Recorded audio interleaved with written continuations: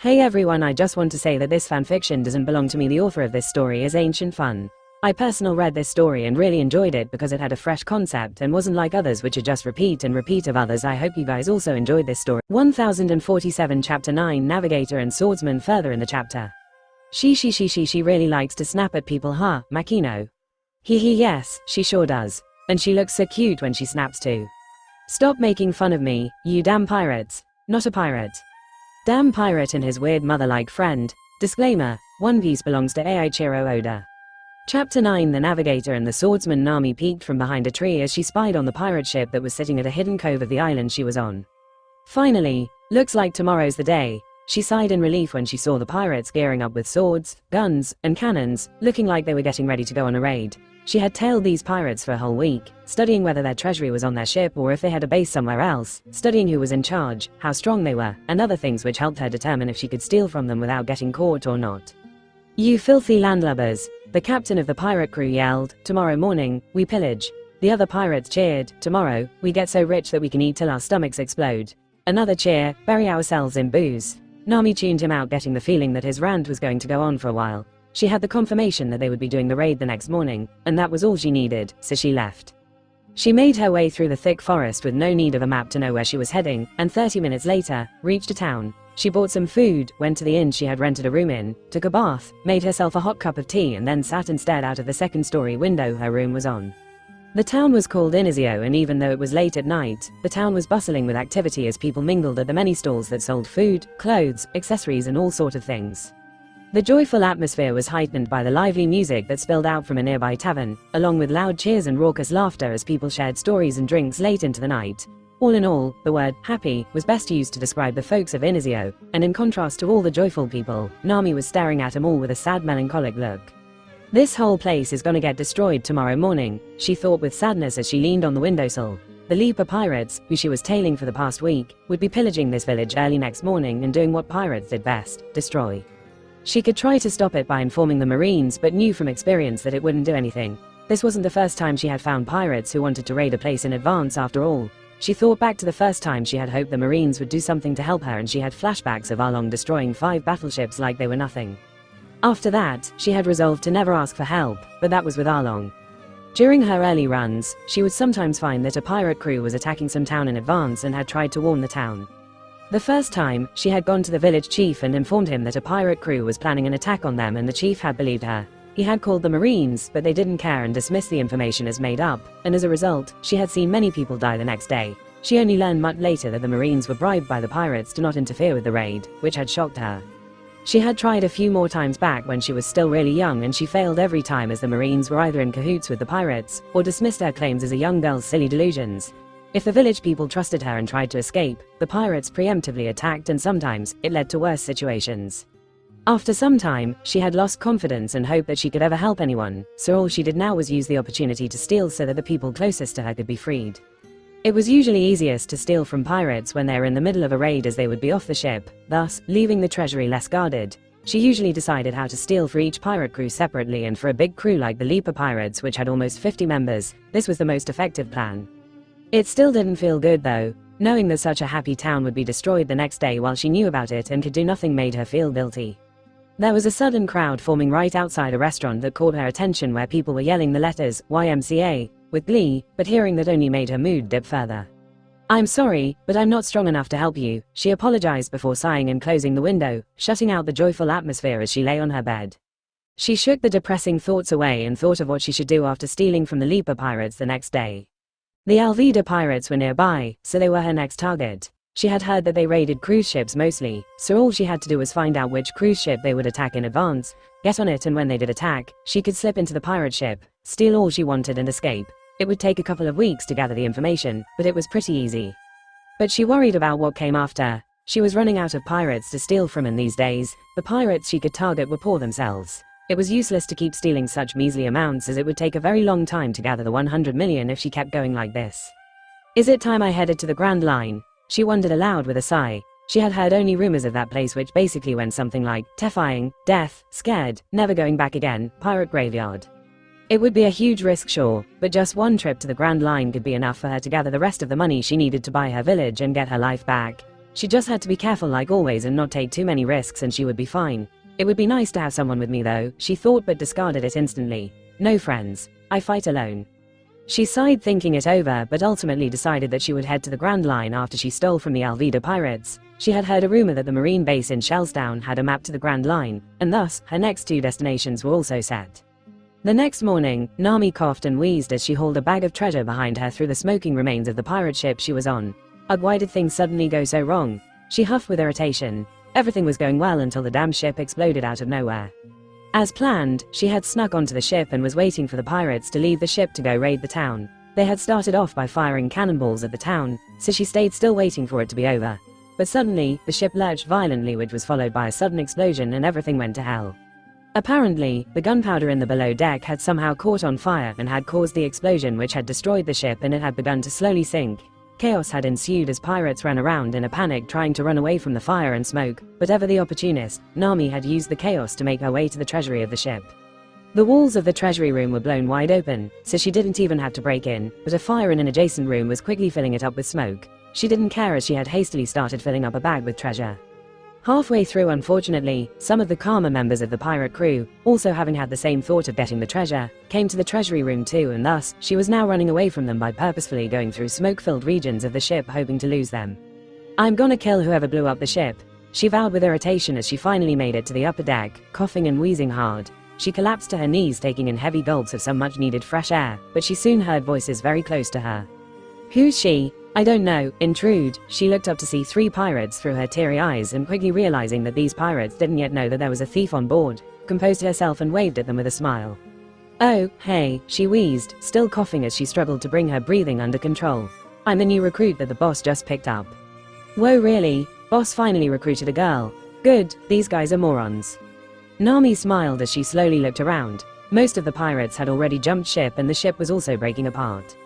She was at the back of the ship, which was still relatively intact as the fire still hadn't spread till there, and luckily she spotted a couple of dinghies still on board. She hauled the bag of treasure that she hadn't let go of even through all the smoke and fire, and made her way to the dinghy while making conversation with the pirates. I'll meet you on the island. We can steal all the treasure we want there and drink all we want. Yeah, the idiot pirates chorused happily. Good. Nami applauded herself as she put the bag of treasure inside the dinghy and was about to push it into the sea to make her escape, but another pirate who was chasing her earlier showed up. You thief, that's our treasure you're stealing there.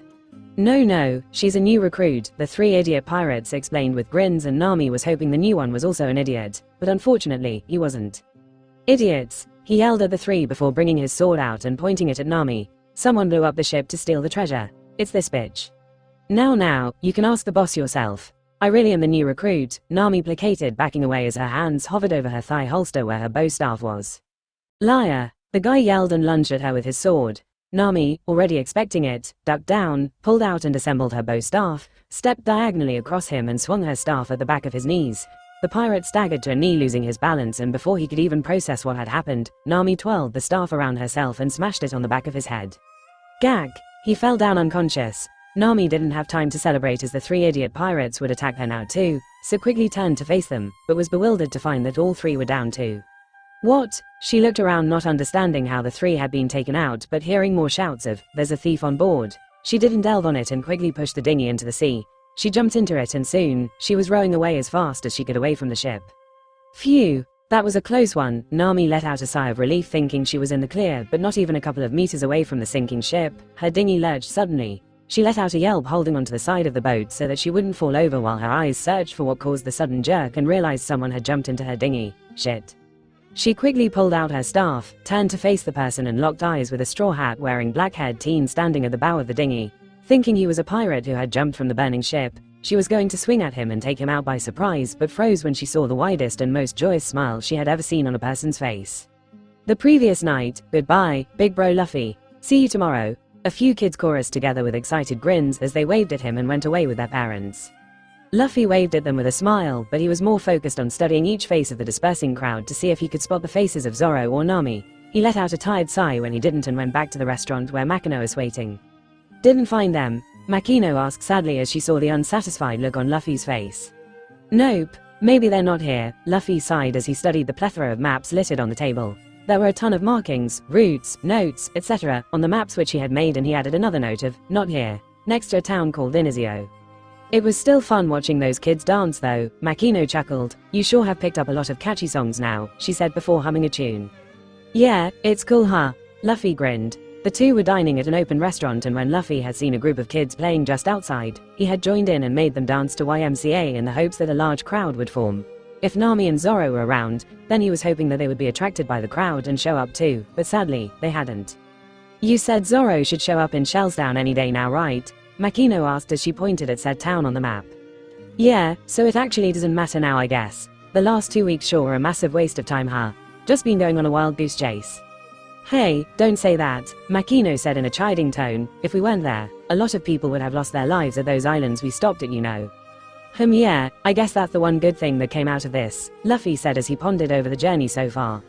It had already been 2 weeks since they had left Dawn Island, and they had spent the time searching for Zoro and Nami. Zoro, with his wonderful sense of direction, was unpredictable as he was drifting from place to place without any specific directions, and the only clue Luffy had regarding his location was that he would be somewhere near Shellstown. Nami, on the other hand, was actually easy to track if he made some assumptions. Technically, with her skillful navigation, she could pretty much be anywhere in East Blue, but she wasn't just drifting from place to place like Zoro was. She actually had a specific objective of stealing from pirates, and didn't just randomly drift from place to place to find them, but actually made plans and targeted pirate crews. So, all Luffy had to do to find her was to find out which pirate crews she would target. Back in Logger Town, he had gone through every single bounty poster and gotten a list of all the pirates in East Blue. Luffy first eliminated all the bounties of less than 1 million, as they wouldn't have much treasure and Nami would either have already stolen from them or they weren't worth the effort. Nami was looking for the map to the Grand Line during the Orange Town arc, as she wasn't finding any more pirates with enough treasure in East Blue anymore, so that was a safe assumption to make. That eliminated a ton of pirates from the list. In Logger Town, during the journey to Dawn Island, and the last 2 weeks since he started his journey, at every island they came across, he had asked bounty hunters, journalists, marines, and even some villagers about which pirates were usually spotted where, especially those that were spotted around Shellstown and neighboring regions. He had also broken into marine bases and stolen documents which had detailed reports of pirate sightings, among other things. He even scoured newspapers, which had thus given him a ton of information about a lot of pirates. Logically, if he was a thief, he would target pirate crews that are close by in one single sweep instead of stealing from pirates that were far away from another. So, since Nami would be targeting Alvida, it would make sense for her to also target any close by pirates too if they were worth it. Thus, if a pirate was usually spotted somewhere far away from Shellstown, he eliminated them from the list and considered only the ones close to Shellstown. And finally, he had narrowed down the list of pirates Nami could target to just 3 crews: the Alvida pirates, the Leaper pirates, and the Bulldog pirates. Again, if Nami was targeting some pirate that was somewhere far away from Shellstown, then all his analysis would be moot, but Luffy thought that this cluster of 3 pirate crews that were close by would attract her attention. She usually only went on short trips, as she had to draw maps for Arlong and couldn't be away from Kokoyashi for long trips, so she would target as many pirates as she could in short intervals of time, and thus, choose pirates that were closer. Just like him, she also got her information from asking around on the seas and would have probably done a very similar analysis as him too. Also, she went straight to Shellstown after stealing from Alvida in the story, so she would have targeted the other 2 pirate crews before her. And thus, the day he had started his journey, he set a course to find where the Bulldog pirates were last spotted, and after visiting 2 islands, finally found them. He had waited on that island, hoping Nami would show up, but the Bulldog pirates had started attacking the village on the second day he was there, and thus, he had stepped in and taken care of them. After that, only the Leaper pirates were left, and thus, he had come to Inizio as they were last spotted near here.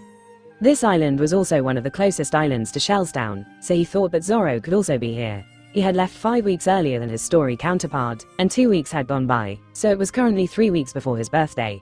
In the story, Zoro would have been tied up to the cross for 3 weeks before story Luffy shows up, so this was around the time Zoro would show up in Shellstown, so he was either already in Shellstown or somewhere close by. This is some complex analysis, Luffy, Makino said, bringing him out of his thoughts, and found her staring at him and all the notes he had written on the maps. It's unbelievable how much you've learned. You can even make such a detailed analysis now. You remember that your head would go red and actually start steaming when you thought just a bit too hard before, right? Makino said that last part with a giggle. Yeah. Leo actually had a theory about that. Since I'm made of rubber, the neurons firing in the brain are slower, and thus, I'm not able to think fast or retain a lot of information because my brain processing speed is slower. But if your brain is made of rubber, Makino pondered with a finger on her chin, wouldn't no neurons fire and send you into a vegetative state as soon as you ate your fruit? I mean, you can squish my face flat, so my brain does stretch, but I guess it's not complete rubber. At least it's not rubber enough that it still allows neurons to fire. There was a time when I was wearing sea stone and was out of stamina as I hadn't had much to eat, and I was actually able to get electrocuted then. But now, I can't get shocked. So, my body's rubberiness does vary, so who knows. I see. And since you wore sea stone, you became less rubbery and thus, your brain is processing faster, can retain more and even think more clearly now. That was a theory, yeah. I'm really good at battles, right? So Leo had theorized that since my adrenaline is high and blood is getting pumped faster during battles, my brain is also working faster and sir, my overworking brain processing is equivalent to a normal brain processing, and thus, I'm good at battles. So you're saying you would have been a genius if you didn't eat your fruit? Makino giggled amused. You were pretty stupid even before you ate your fruit. Yeah, Luffy smiled. It's just a theory. Who knows what the truth is, at the end of the day, only one theory seems to fit when someone tries to explain devil fruit's powers. And what is that, Professor Luffy? Devil fruits are bullshit, Luffy said, nodding sagely, causing Makino to giggle. The two had talked a lot over the past 2 weeks and Makino had soon learned that Luffy had a lot of nonsense in his head ranging from superheroes to time-traveling doctors. And at the same time, she saw him collecting information from various people and sources, plotting routes on maps and analyzing where his supposed crewmates were. He still absolutely sucked at navigating though, which she took care of. Other than that, he also knew of so many scientific concepts and one night, he had gone on a very long explanation about how devil fruits might work, which included words like electromagnetism, black bodies, dielectric constants, and so many other things, and she had no idea if he was just making up words or if there was actually something like that.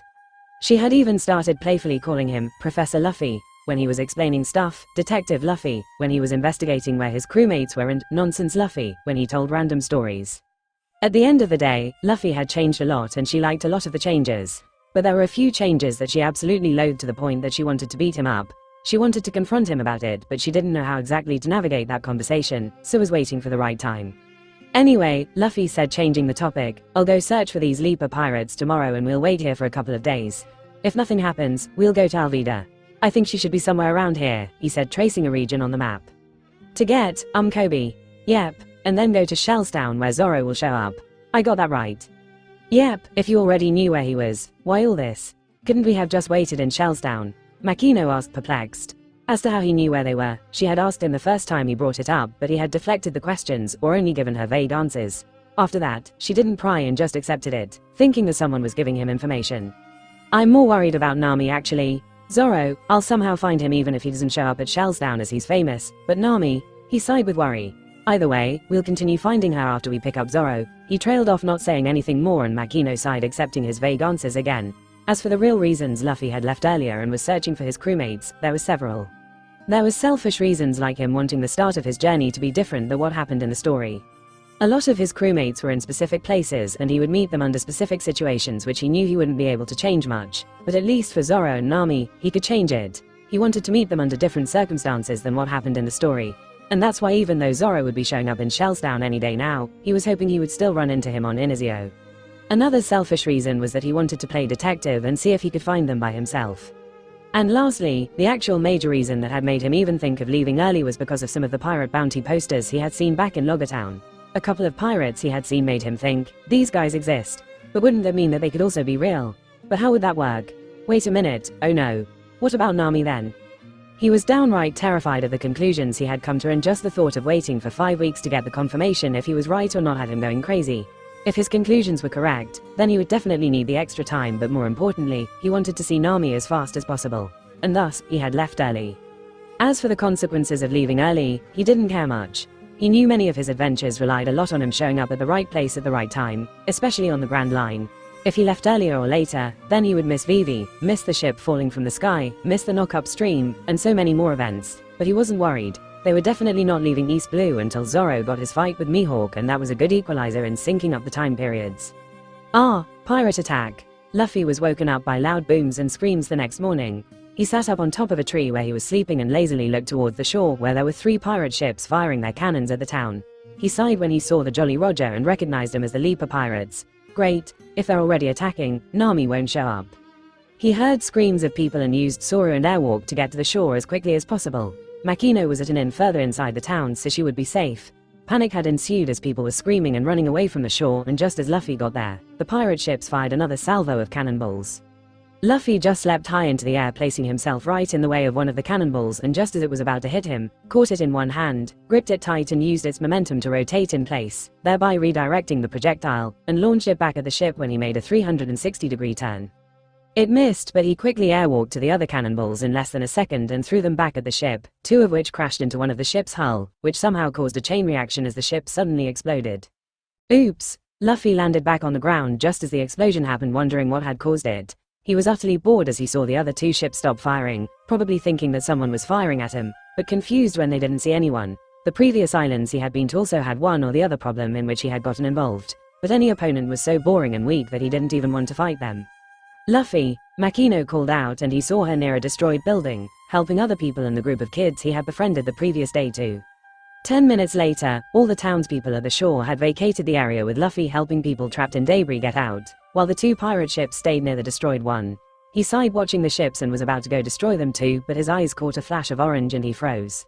Suddenly, the shine in his eyes came back, his heart rate skyrocketed through the roof and his body started trembling with joy when he saw an orange-haired girl burst out from the smoking insides of the destroyed ship, coughing and wheezing as she hauled a big bag behind her. "Nami," he breathed, feeling a massive weight lift off his chest. "She's here." He saw her collapse to her knees, coughing and wheezing, and realized in horror that he had almost hurt her. 3 pirates were present where she was, and his hand automatically picked up debris from the collapsed building and aimed it at them. He waited though, knowing she could handle it on her own, and his lips widened into a smile when she talked her way out of it and was about to make her escape on a dinghy. Unfortunately, another pirate came out and Luffy started airwalking to her instantly.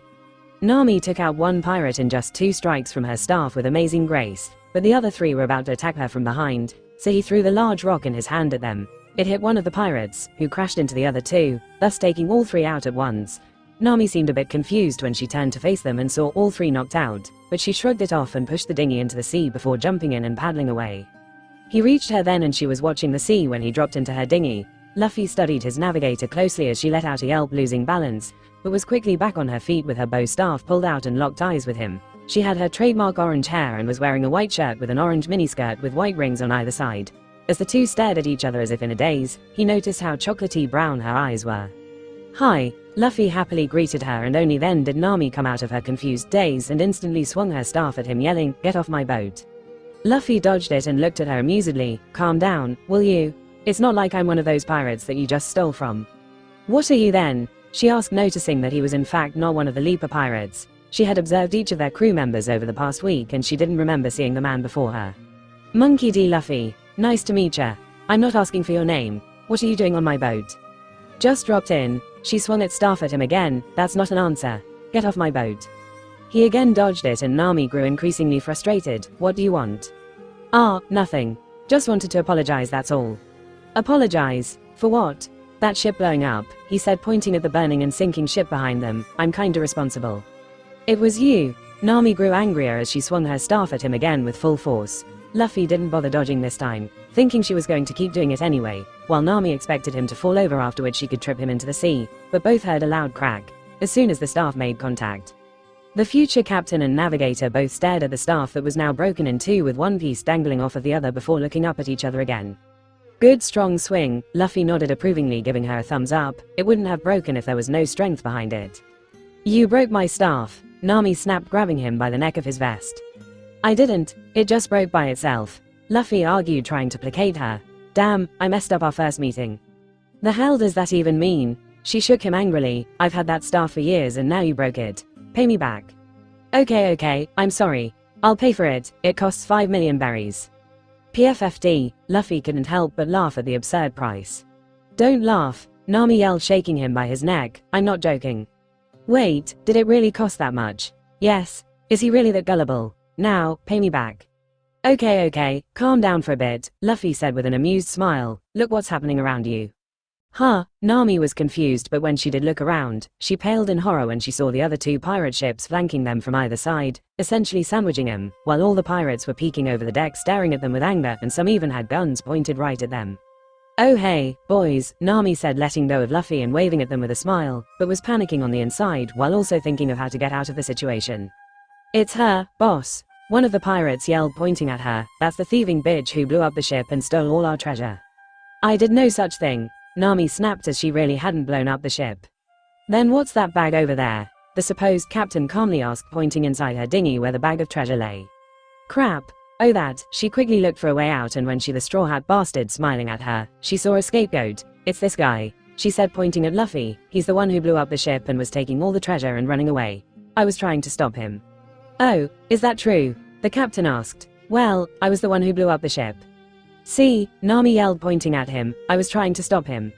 Just kill them both and get the treasure back, the captain ordered, not buying her story, and Nami's heart sank. She was sandwiched between two pirate ships, with multiple guns being pointed at her and a stranger in her boat whose motives she didn't know.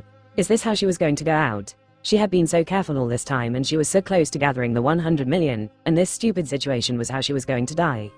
She, of course, didn't give up and was planning to jump into the sea, but before she could even take one step, she suddenly felt the Straw Hat Team grabbing her hand, stopping her. Before she could protest, Luffy pointed at the sky and yelled, "Hey look, it's a brontosaurus." All the pirates' eyes whipped upwards while Luffy pulled Nami into his arms, scaled the side of the ship, and jumped into the middle of pirates before using Soru to get behind all the pirates and entered the door that led to the below deck. For Nami, it was like a series of slides. One instant she was in Luffy's embrace in the dinghy, the next instant, she was on the side of the ship where Luffy was scaling it with her in his hands, the next instant she was right in the middle of the numerous pirates on the ship, and before she even processed the image, she was staring at a staircase going down. Wah, she muttered, disoriented for a second before realizing that she was at the back of the pirate ship at the top of the stairs which led to the below deck. Somehow, she had moved from a dinghy in the sea facing a bunch of pirates to behind the pirates on their own ship within moments. She became bewildered when she saw the straw hat wearing teen just behind her closing the door and pulling her down the stairs. How did we get here? She whispered to him. I ran. You ran? Nami mumbled, not understanding. What do you mean you ran? Luffy stopped and faced her, acting like he was confused. It's just like walking, but faster.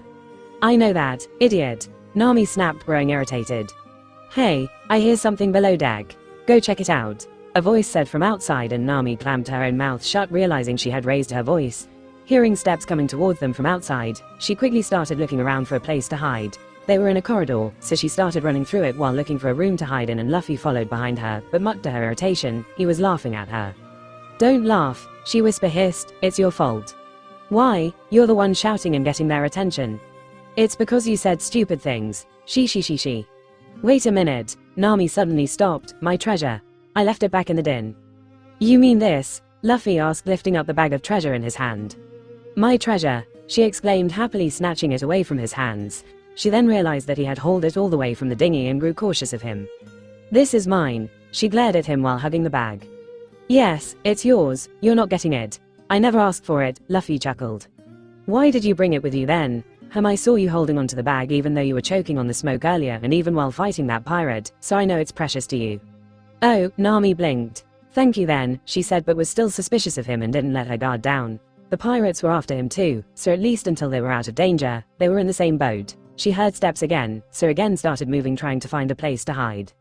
Hey, I'm Luffy. Luffy introduced himself again as he ran behind her. What's your name? Now's not the time for introductions. We need to escape from here first, she said, but then seemed to have a brilliant idea. We're inside the ship. Yeah, I can steal more treasure from this ship. Alright, Luffy smiled, already seeing her greediness for money trumping all her other worries. The two saw a few shadows coming from around the corner, so Nami quickly opened the closest door and got inside it with Luffy following behind her. She took a moment to take a breath while also listening to the outside and groaned when she heard more pirates walking through the corridor. Where are they? Where the hell did they vanish? Search for them. I'm sure they're hiding here somewhere. While Nami was making plans on how to steal the treasure and escape, Luffy was having a hard time holding himself back as he wanted to talk about a lot of things with her, but he didn't want to spook her. He had to watch what he said to her and not blurt out stuff he had no way of knowing, so he was taking it slow and easy. He at least wanted her to introduce herself, as he was sure he would slip up and call her Nami any second now, so he asked her again, what's your name? Now's not the time. We need to slip out from here first, she said, making sure to keep her voice low. Oh come on, let's do introductions first, shut up. She snapped, facing him, and it was you who blew up the ship. I almost died, you know. Oh sorry, didn't mean to do that, that's two you owe me now, my staff and almost killing me. Sure, your staff was 5 million, so almost killing you costs me how much? 1 billion, she declared, causing Luffy to laugh out loud. Nami quickly clamped his mouth shut, hissing, keep quiet, idiot, which only made him more amused. Okay, but you do realize that the amount you're saying is absurd, right? Nami sighed, calming down. Yeah, but you do owe me though. She then held the neck of his vest again and in a threatening tone said, and I'm not letting you go until you compensate me. Sure, Luffy happily chirped, having no intention of separating from her. Seeing the carefree Luffy actually managed to calm her down and she took a deep breath. The pirate seemed to be going away, so she relaxed and thinking that she could use the Straw Hat team to steal the treasure, she finally introduced herself. I'm Nami. I'm a pirate thief and you're gonna help me steal the treasure from this ship. That's a start at making it up to me. Sure. She grew suspicious at how easily he had accepted her proposal. What were you doing blowing up the ship anyway? Oh, they were firing at the town, so I put a stop to it. You fired a cannon back at them. In a way, yeah, but the ship blew up out of nowhere. I have no idea what happened. Idiots probably kept a lantern or something near the gunpowder which got knocked out when you fired at them. Maybe, so he lives there and is trying to protect the town. She concluded wrongly. She wanted to ask more, but the outside became completely silent and she slowly opened the door to peek out and found that the coast was clear. Okay, come on. Don't make a sound, she said and led the way, cautiously looking around every corner while Luffy walked behind her, just enjoying the fact that he was finally with a crewmate. They soon reached where Nami said the treasury was and she became happy when she found no one guarding it.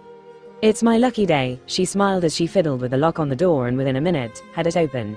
She happily opened the door but froze when she found a pirate sitting inside with a drink in his hand. He seemed to be drunk and barely sober, so she let out a sigh of relief. The pirate groggily raised his head and asked, "Who are you? And how did you get in here?" Luffy's eyes widened and with excitement, he jumped in to answer. He kept his voice flat and quoted Police Squad as he answered, "I'm a locksmith, and I'm a locksmith." Nami and the pirate both blinked at him for a moment while Luffy alternated his gaze between the two with expectation, and the pirate soon chuckled. Hey, that was good. Do another. He got cut off when Nami just broke a bottle over his head and knocked him out. Nami, Luffy whined, the guy was appreciating my joke. You don't knock someone out. Shut up, she hissed, he was so loud, and as for the joke, it was horrible. That was comedy gold and you know it. I saw the smile on your face. I didn't smile. You did. Oh, shut up. Nami hissed with a small blush of embarrassment as she had in fact found it to be funny and her lips had twitched upwards. The way he had delivered that line was in fact quite good, but she refused to acknowledge that she had almost laughed at something so stupid. She got to bagging up all the treasure when she saw him sulking in a corner mumbling, "I waited my whole life for someone to ask me those questions in this scenario," and she shook her head as she continued to loot the place. What is he? A child? She kept glancing at him as she filled up the bags to see if he was interested in the treasure, but he didn't even glance at it, and seeing his carefree attitude, she let her guard down just a bit. Why a brontosaurus? She asked without looking up as she stuffed all the gold and money inside a bag. What? Back when we were in the dinghy, you said, "Hey look, a brontosaurus," to distract all of them. Why that specific dinosaur? Luffy grinned as he got close to her. It's already funny if they fall for the oldest trick in the book of, "Hey, look, it's a blank." Now, you had something absurd at the end like an alien spaceship or a brontosaurus, and they still fall for it. He chuckled, it's worry funnier. Nami sucked in her lips to keep them from twitching upwards. I know it's not something worthy of a laugh, but you can chuckle at least. No one's gonna judge, Luffy said, amused at her reaction. I'm not gonna, because it's so stupid, doesn't mean you didn't find it funny, and you did smile. If you want to make a girl laugh so bad, then you gotta try harder, she smirked challengingly. Okay then, Luffy also smirked and suddenly poked her in the stomach. Hey, that's cheating, she said, surprised and amused. She wanted to be mad at him for invading her personal space like that, but he just seemed so childish with no ulterior motive behind his actions that she could only find him to be playful. You never said I couldn't get physical, he said, poking her in the stomach again, and she squirmed, trying to hold her laughter in. Hey. Don't hold back. Laugh at stupid things if you want to, he chuckled and kept poking her in the stomach. Okay, stop. Nami laughed, feeling ticklish and also amused at how he behaved. When he did stop, she stared at him in amusement. What are you, a child? She, Nami's lips curled upwards hearing his joyful laughter. You live in Inizio, she continued the conversation. Nope, visiting here. Luffy knew how she would react, but he had to say it sooner or later, so ripped the band-aid off. Nope, I'm a pirate. Nami's entire demeanor changed as she took a step away from him and her face morphed into angry disgust. You're a scumbag pirate. No, I'm just a pirate. I'm not a scumbag, all pirates are scumbags. All you do is ruin people's lives. I hate those pirates who go around hurting innocent people too. They just give pirates a bad name. I'm in it for the adventure. Please, all pirates are scumbags who go around destroying everything they see. I hate pirates, she yelled, raising her voice a bit too loud. God, I can't believe I let my guard down around this guy. Hey, I heard her. There, she's in one of these rooms. Search for that thief. Nami paled when she realized where exactly she was. She had been so lost in talking with Luffy that she had actually forgotten she was on a pirate ship stealing their treasure, and she couldn't believe that she had just screamed and given her position away. She looked at Luffy, who gave her an amused smile while saying, "Idiot." "You're the idiot," she snapped back, again raising her voice that only alerted the others again and made Luffy chuckle. "It's all your fault. Stop laughing. Shut up," Nami hissed, grabbing him by the throat and shaking him, getting infuriated at how carefree he was being. It was he who had made her let her guard down, and talking with him had made her feel completely relaxed. And now, she was worrying about how to survive while he was still making fun of her, looking like he had absolutely no worry in the world, and that pissed her off. "Ugh, I don't have time for this. They'll enter any moment and kill me." "Why don't you fight them? You don't expect me to fight, do you? I'm a delicate girl." "Nah, I saw you take out a pirate earlier. You knocked him out quite skillfully. You're good with a staff." "Well, I had my weapon then, and whose fault is it that I don't have one now?" She huffed irritably while walking around the room to look for a good place to hide. Luffy thought that this was the perfect opportunity to give her her present, so reached into his sling bag and pulled out the shock staff. "Here, you can use this. Consider it a replacement for breaking your staff." "A baton," Nami said as she took it. It looked shiny, high-tech and expensive, so she got curious and started to inspect it. "I'm not used to a baton though. Its reach isn't long ETH." "Press the button at the bottom, Nami inspected it closer and found a button and also a dial with 0 to 100 marked on it at the bottom. She first pressed the button and it extended to be as long as herself. "Wow, a retractable bow staff. This is great." She kept pressing the button to contract and extend it, already thinking of ways she could use it to surprise attack someone. "You ain't seen nothing yet," Luffy grinned as he took the cap off of the staff, revealing 2 iron rods. "Iron rods? Just poke someone with it. Oh, it's like a spear," she wondered, but then noticed that the 2 iron rods weren't that pointy and became confused. "It's not that pointy or long though. What's the use of poking someone? And what's this dial?" The door to the room they were in suddenly opened, and only then did Nami remember that pirates were out to kill her. She glared at Luffy as his carefree attitude had again made her relaxed and made her forget the situation she was in, but the bastard still had a smile on his face even when more pirates started showing up, and that only infuriated her more. "She's here, thief. You'll pay for stealing from us." "Oh hey," she smiled at him, putting Luffy at the back of her mind, while thinking of a way to escape. "We can talk this out, you know. I've stolen a low." "Nami," Luffy cut in, totally unbothered by the pirates entering the room, "just poke someone while turning the dial up." "Shut up," Nami hissed. "This guy is gonna get me killed." It had started off with 2 pirates, but more were coming in as every second passed, and soon, more than 10 pirates had entered the small room and even more were just outside the doorway. "A demonstration then," Luffy grinned and suddenly moved behind Nami and took hold of both her hands. One moved her right hand so that the staff would touch the closest pirate, while the other went over her left hand, where his thumb moved over her thumb, which was on the dial, and he pushed it up. "Wah!" Nami was surprised by his sudden action, but her body and thoughts froze when she saw the iron rod sparking. Burst! Her breathing got hitched and she watched in fascinated horror as the man got electrocuted, his whole body convulsing violently as if he was having a seizure. She took a step back unconsciously and leaned onto Luffy's chest as the man continued to get electrocuted for 3 long seconds before Luffy pushed the dial back down through her thumb. The man fell forwards right at Nami's feet, his mouth open and drooling, his eyes unfocused, and his body jerking slightly from time to time as slight shocks still ran through his body. "WH, what is this?" Nami said, finally breathing again, not even having realized that she had stopped. "Never seen a taser before. That's not a fucking taser," Nami, along with many pirates too, cried in unison. She, it's just an advanced version of a taser," Luffy laughed before looking at Nami. "So, how's this as a replacement for the bow staff I broke earlier? I think it's worth 5 million inches." "You can't be serious," Nami said, not believing someone would give her such a strong weapon as a replacement for basically a stick. "You're really giving this to me?" "Sure, Luffy happily said, pushing her back onto her feet. "How dare you?" A pirate suddenly swung a sword at Nami, hoping to take her by surprise, but Luffy, who was still holding onto her arms, just turned her wrist, making the staff rotate and the iron rods touched the man's chin. He, realizing what was about to happen, immediately dropped his sword and started begging, "Please, please, Don." Luffy let go of her thumb and smirked, "If you'd like to do it this time." Nami looked at her hand holding the staff, then at the pirate begging, then at Luffy's face before looking back at the begging pirate, and didn't hesitate a second more as she pushed the dial up. "I sure would." Nami smiled as the man started convulsing, but she lost the smile when she saw that his reaction was much more violent than the earlier man. "Ah, don't go so high up," Luffy quickly said as he pushed her thumb down, lowering the intensity. "The 0 to 100 is the intensity level. Around 50 will kill a normal man, so don't go above that. If you push it too high, that'll happen," he said, pointing at the unconscious man who had just dropped to the floor, his skin badly burnt at the point where the iron rods had touched his skin. Nami gulped. "This is too absurd. What kind of weapon is this?" "Ugh, questions, Luffy grumbled as he turned her to face the remaining pirates who were frozen in shock. "You can ask all that later. For now, let's take care of the rest of these guys. Nami saw all the pirates taking a step back, and for the first time in her life, she experienced how it felt to instill fear in her enemies, and it was an ecstatic feeling. Her face split into a wide smile as she sparked the shock staff a couple of times, making BZZT sounds, which made the pirates gulp in fear and take another step back. I like how you think, Luffy. Okay, until we get out of this situation, it's a temporary truce between us, she said as she took a step forward. The pirates scrambled trying to run out the door, but Nami chased them feeling powerful. She had won in mind games and trickery, sure, but downright scaring her enemies. This was a first, and she loved it. She chased the pirates who tried to run away, electrocuting one after the other. Luffy hung back watching her fight and was impressed with the way she handled the staff.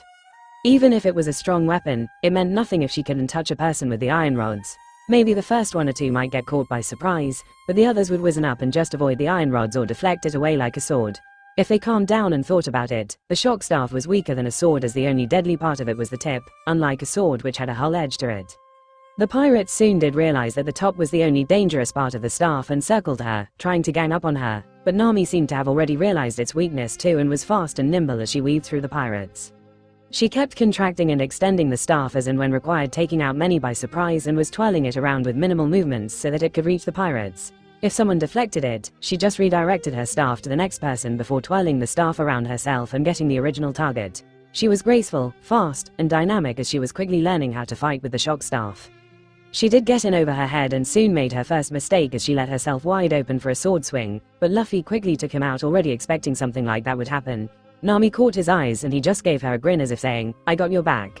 Go crazy," while he casually punched a guy's face in, and she nodded back with a matching grin of her own, understanding that he was strong and had her back.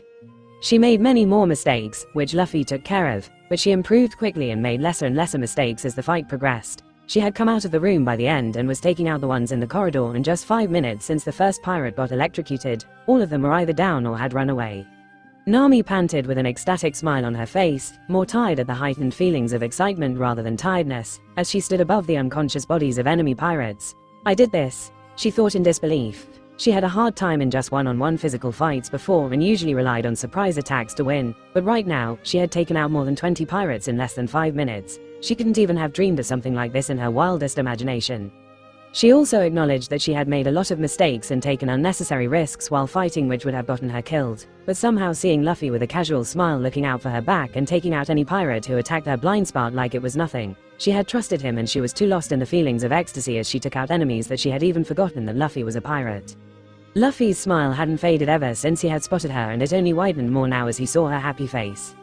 The moment he had seen the shock staff on Reiju's ship, he wanted Nami to have it and had specifically gotten it from Reiju for her sake. And watching her ecstatic smile now, he was glad he did.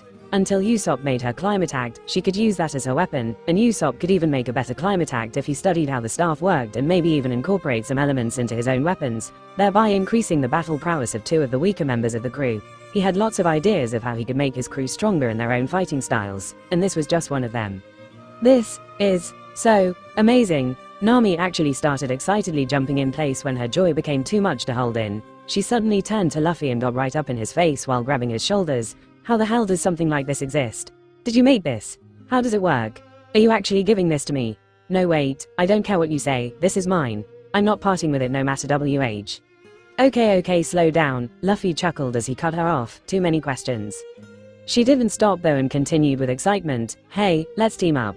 You and me. I saw you looking out for my back, so I know you're quite strong yourself. I'll be going to the Grand Line soon, so I could use a tough guy like you. We make a good team, so we can steal all we want from the bigger pirates there and make a fortune together. What do you say? Since you're going to the Grand Line, you know how to navigate. Nami puffed her chest out proudly. I'm the best navigator you'll ever find. I love the seas. Great, then join my crew. Nami suddenly lost her enthusiasm and groaned, burying her face in her hands. How did I forget that? You're a pirate, forget I said it. They were interrupted when a boom sounded, and suddenly Nami's world went chaotic as splinters of wood exploded in her face. She realized that someone had just shot a cannon from the outside and that she was right in the middle of the blast zone, about to die. At least, that's what she thought as she saw broken wood coming at her. But the next moment, she found herself in Luffy's embrace as he shielded her from all the debris, and the next instant, she saw that they were out on the upper deck with the sky above their head. Luffy let her go and she looked around at the sky for a second before looking back at Luffy. How do you keep doing that? Do what? Quit playing dumb. She snapped, "You know exactly what I'm asking about. The crazy thing where you somehow appear in another place instantly." She that can wait. There are pirates firing cannons at us." It was only then that she saw the other pirate ship aiming all its cannons at them. Many of the pirates pointed at her yelling, "Ah, it's that witch. She'll shock you." After seeing Nami electrocute a bunch of people, looked like the remaining pirates who ran away went to the other ship and were now firing cannons at him, scared out of their minds. A part of her was happy that she had instilled that much fear in those pirates, but another part was thinking of how to escape. "Can you do the thing again?" Nami asked, looking at Luffy, who just watched as they aimed the cannons right at them and fired without warning. Nami slouched down but kept an eye on Luffy, thinking he would again grab her and do his thing where he instantly appears somewhere else, but her eyes widened in shock when he didn't move and waited for the cannonball to come to him. Did he freeze in fear? Nami watched in horror as the cannonball was about to hit him, but he just jumped and grabbed the cannonball with his bare hands. He then turned, the projectile turning with him, and basically reversed the cannonball's trajectory a full 360 degrees, throwing it back towards the pirate ship before landing back on deck. She gawked, not believing what she had just seen, and turned her gaze towards the pirate ship where all the pirates had their jaws on the ground. It was only for a second though, as the cannonball Luffy had thrown back made impact right in their cannon deck, which was followed by a chain reaction of an explosion, which blew up the ship. They really need to learn to keep fire sources away from gunpowder, huh? Not hearing any answer, he turned to her and found she was staring at him in disbelief with her mouth open. What's wrong? The nonchalant way he was acting after doing what he did with the cannonball just pissed her off. "The hell do you mean what's wrong? You just redirected a cannonball with your bare hands. That's crazy. How did you do that?" Taken aback at her outrage, he didn't know what to say to her. Well, you just hold your hand up like this, and then when you catch the cannonball, you grip it tight and just twist your wrist like this, and then its momentum will push you back, so you keep your elbows loose and one leg tight so that it'll make you turn and do a 360-degree turn like this, and then you just let it go, I guess." "That's not what I meant, and you know it." Nami lost it and smacked him on the head, the first of many smacks throughout their lives. "Hey, what was that for? I just told you what I did. Normal people can't do that. Come to think of it, you're too fast too. What are you? Human? Ugh, you're so infuriating to talk to. And you're so funny. Are you always so high-strung and snappy? It's your damn fault." She snapped again, making Luffy laugh, which only infuriated her further, and she started smacking him, which only made him laugh harder. Nami huffed, not able to understand why he was so happy even when he was getting hit by her. When she had reflexively hit him just a few seconds ago, she had thought that that was it and she would die for offending him, but the smile on his face never faded.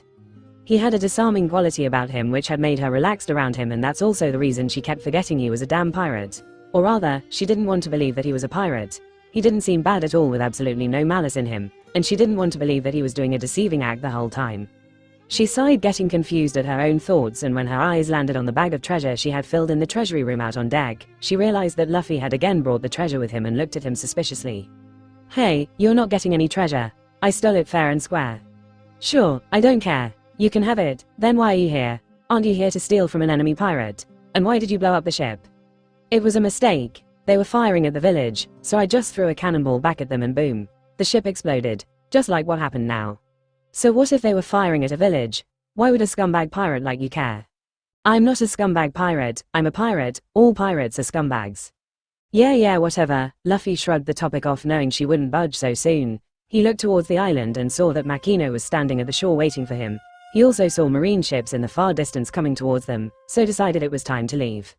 "Hey Nami, I'm heading to the Grand Line soon and looking for a navigator too. Join my crew." "I already told you. No way in hell am I becoming a pirate." "Nope, you're joining." "No, I'm not. I'm a pirate thief. I steal from pirates. I'll never become a damn pirate." "Come on, you yourself said you wanted to team up. Both of us team up, or you join my crew. The end result is the same of us being together, right? So, stick with me," Luffy said as he brought a hand up for a handshake. "What do you say?" Nami really did want to act like she was joining his crew, get on his ship, steal all his treasure and run away. He also had the shock staff, and seeing how casually he had given it to her, she thought that he might have more weapons like it, and if he did, she wanted to get her hands on them. But she was hesitating, seeing how strong he was. If she offended him by mistake, her life would be over, but then again, she could also use his strength. Grand Line was a big risk as she didn't know what to expect, and if she had someone strong like him, she could be safer. She pondered over his offer a bit more, but sticking with him only had upsides, with the only downside being that he was strong and could potentially hurt her. She knew she couldn't always play it safe and had to take risks sometimes, and this situation was definitely where she would gain a lot if she took a risk. Besides, Luffy himself didn't seem like a bad person at all, and she kept forgetting he was a pirate, judging by his behavior. I also have to pay you back for almost killing you, Luffy said when she kept thinking and didn't answer. Ha, Nami scoffed, I'm not delusional enough to think you'll have a billion berries, let alone give it to someone else. Challenge accepted. Luffy grinned, I don't have it but I can one day get that much. Sure you can, Nami rolled her eyes, obviously not believing him. Well anyway, I think it'll be beneficial for me if I stick with you, so let's just say that I'm temporarily joining you, Nami said slapping his palm, but I get 70% of what all we steal. Nami, Luffy almost vibrated with excitement, other than enough for food supplies, you can have the rest of the treasure. What? Yeah, you can have it all. Does this guy have a huge crew that takes a lot of money to feed? She thought suspiciously. How many members you got? Just you, huh? Makino is with us for a while, but she's just accompanying me for a month. So, 3 of us for now. What? Nami was utterly confused. Luffy saw the marine ships coming closer and pulled her along. Marine ships incoming. Let's go before they get here. Alright, Nami said, snapping out of her confusion. They quickly got in a dinghy and rowed towards the island where Makino was waiting at the docks, along with a few townspeople and the kids Luffy had befriended the previous day. Big bro Luffy. The kids all jumped at him, hugging him while he chuckled, patting their heads while Nami watched in bewilderment. Took you long enough, Makino said as she curiously studied the orange-haired girl. And who's this cute girl you've got here? Makino, meet Nami, my navigator. I'm just temporarily teaming up with you. She, Makino just giggled, seeing the happy smile on Luffy's face, and studied Nami with interest. So she's the one he was looking for. Ah, is everything okay in the village? We need to leave now, Luffy said as he let the kids go from his hands. You're going already? The kids whined and Luffy just ruffled their hair and placated them, telling them he had to leave because he was on an adventure. 10 minutes later, Luffy, Makino and Nami were sailing away on a sailboat as they waved goodbye to the townspeople. The sailboat even had a cabin on it, and it was the boat Luffy and Makino had bought on the first island they had stopped at and were using ever since. Thank you, big bro Luffy. Big sis Makino. Bye, the kids and even some townspeople yelled as they sailed away, and the two waved back while Nami watched on with confusion. Take care. So, let me get this straight, Nami sighed, looking at Luffy and Makino sitting across from her. You set out on your journey to become the Pirate King around 2 weeks ago, and I'm your first crewmate. You're really slow on the uptake, huh? Luffy said, shaking his head. Shut it. I understand it, but it's just so absurd, that's all. Why though? Everyone starts at one point or another. My journey just happened to start very recently. Nami had no rebuke for that and just sighed. There goes my plan to steal from him. Oh well, at least I don't have to worry about many pirates. Okay fine, forget that. What was with the townspeople back at the island? They were all thanking you. Why? I told you, I protected them and took out those pirates. You call yourself a pirate and yet, you protect a town from other pirates. That's not normal. Luffy just shrugged, not saying anything, and Nami huffed with irritation. She just couldn't understand what his goals were, as he didn't seem to have looted anything from the island, and she didn't know why a pirate would do what he did. She turned to the other occupant of the boat and found the green-haired woman resting her head on her hand that was propped up on her knees, watching them with a happy smile. Hi. Oh hello, Makino spoke with her for the first time, just enjoying the two's banter until then. Nice to meet you, I'm Makino. Yes, hello, I'm Nami, so what are you supposed to be? Oh don't mind me, I'm just here to spend some time with Luffy, that's all. I see, anyway Nami, Luffy changed the topic, let's set sail to Alvida Pirates. Huh, you're going to her too? Ah crap, my first mistake, at least I lasted so long without a slip up. He patted himself on the back and told her the story he had come up with in advance. Yep, why? I'm kinda taking out all the pirates in this region. Why? Reputation. My bounty will be higher if I take out many pirates. And why the hell would you want a bounty? What kind of pirate doesn't have a bounty, Nami? Are you stupid? Don't call me stupid. You're the stupid one. She. Makino was also giggling, and that only made Nami huff in anger, but she calmed herself down. This was good for her, as she didn't have to convince him to steal from pirates at least. She suddenly perked up with an idea. If you want to take pirates out, then there's a close one here. We can go to them before Alvida. You mean the Bulldog Pirates? Luffy asked in amusement. Yeah, how did you know? We just came from an island they attacked, Makino informed. Those pirates started attacking the village while we were there, so Luffy took him out. You took him out? I was going to steal from them. But they started attacking the village, so I had no choice. Nami groaned, not able to argue with him. She actually wasn't going to target the Bulldog Pirates as they didn't have much and she didn't want to spend time on him, but now that she had the shock staff and also Luffy, she thought she could take him out and steal from them in less than an hour. She surprised herself with her own thought process. Just an hour ago, she was all about how to trick or steal without ever getting caught by making meticulous plans, but now, she was casually saying that she wanted to take out an entire pirate crew and then take everything they had. And their treasure. She asked, wondering if he had taken it. I don't know. I didn't bother, maybe the villagers got it. Her eyes twitched as she also had to accept this new reality where pirates wanted to protect innocent people instead of looting them. But still, she didn't think he was being truthful and thought he had some ulterior motives she didn't know about yet. She sighed, letting that go, and focused on her next target, the Alvida pirates. Okay, first Alvida pirates, and then I know where we can get a map to the Grand Line. Okay, great. Nami leaned back and thought about the previous conversation. So, let's continue where we left off. What did you mean when you said I could have all the treasure we steal apart from enough for food supplies? Exactly what it means, Luffy trailed off. Does that sentence have some other meaning I don't get? Before Nami could blow up at him, Makino interjected, stop teasing her so much, Luffy. You know exactly why she's having a hard time believing your words. That's right, Nami agreed, you're the one saying strange things. Okay, well, I did mean it literally. Not sure what else to tell ya. You'll have to get used to his strangeness, Makino said with a smile. Our idea of a pirate is very different from what you might know. Nami hummed, not wanting to argue with someone who seemed as sweet as Makino, but she didn't trust her either. There's some ulterior motive here I don't know about, or he's just infatuated with me, she thought, recalling how happy he seemed to be around her. Either way, she was going to stick with him for a while as it really did seem beneficial to her. The two sure have a weird relationship, was the conclusion Nami came to as she saw Luffy and Makino interacting over the whole day. They seemed like close friends, but also like siblings, but also like a mother and son. She had made small talk with them and found that Makino was a barmaid, and her only response to why she was accompanying a pirate was, I just wanted to spend some time with Luffy.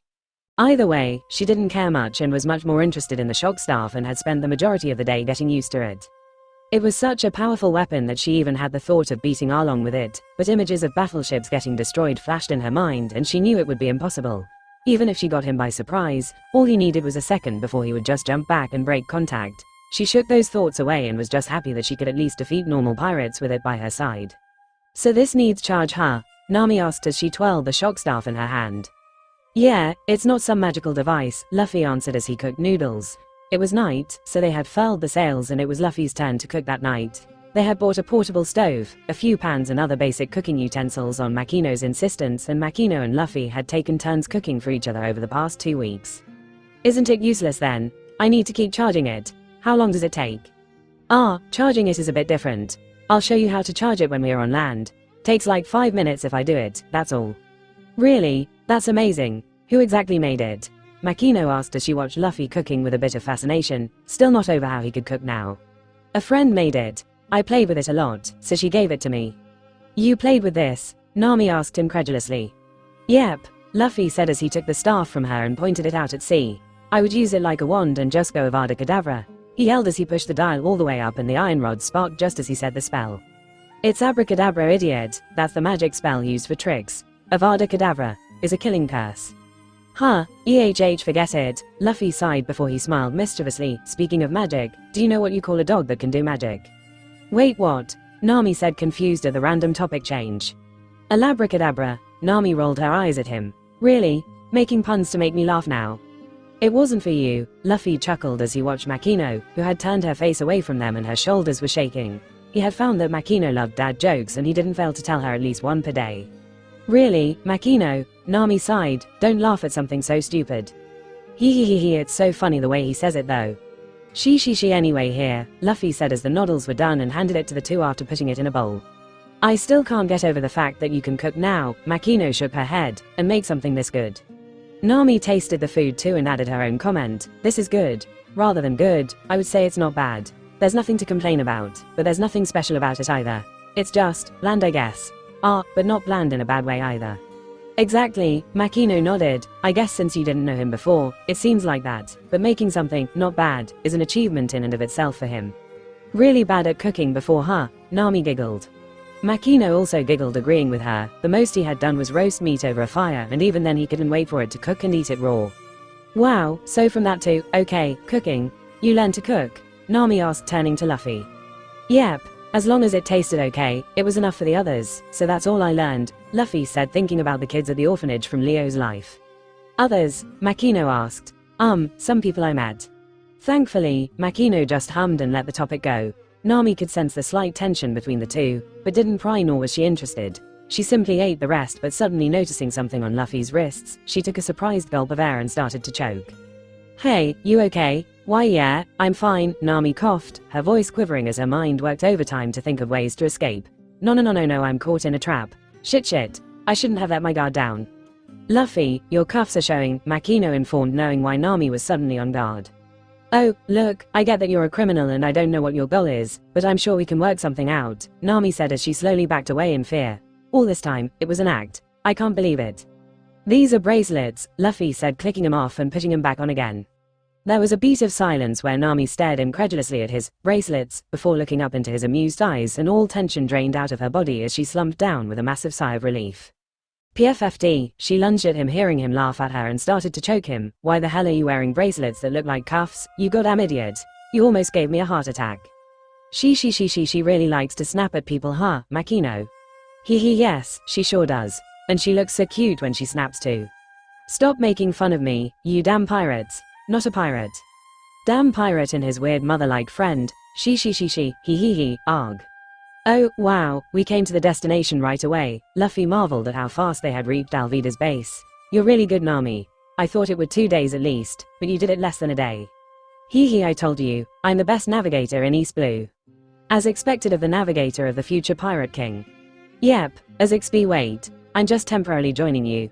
Hey, did you hear that? Hear what?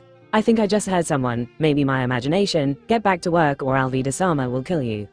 Luffy teasingly smirked at Nami, who had clammed her mouth shut and her face reddened quickly in embarrassment. Idiot. Nami snaked her arm around Luffy's throat and choked him while whispering, it's your fault.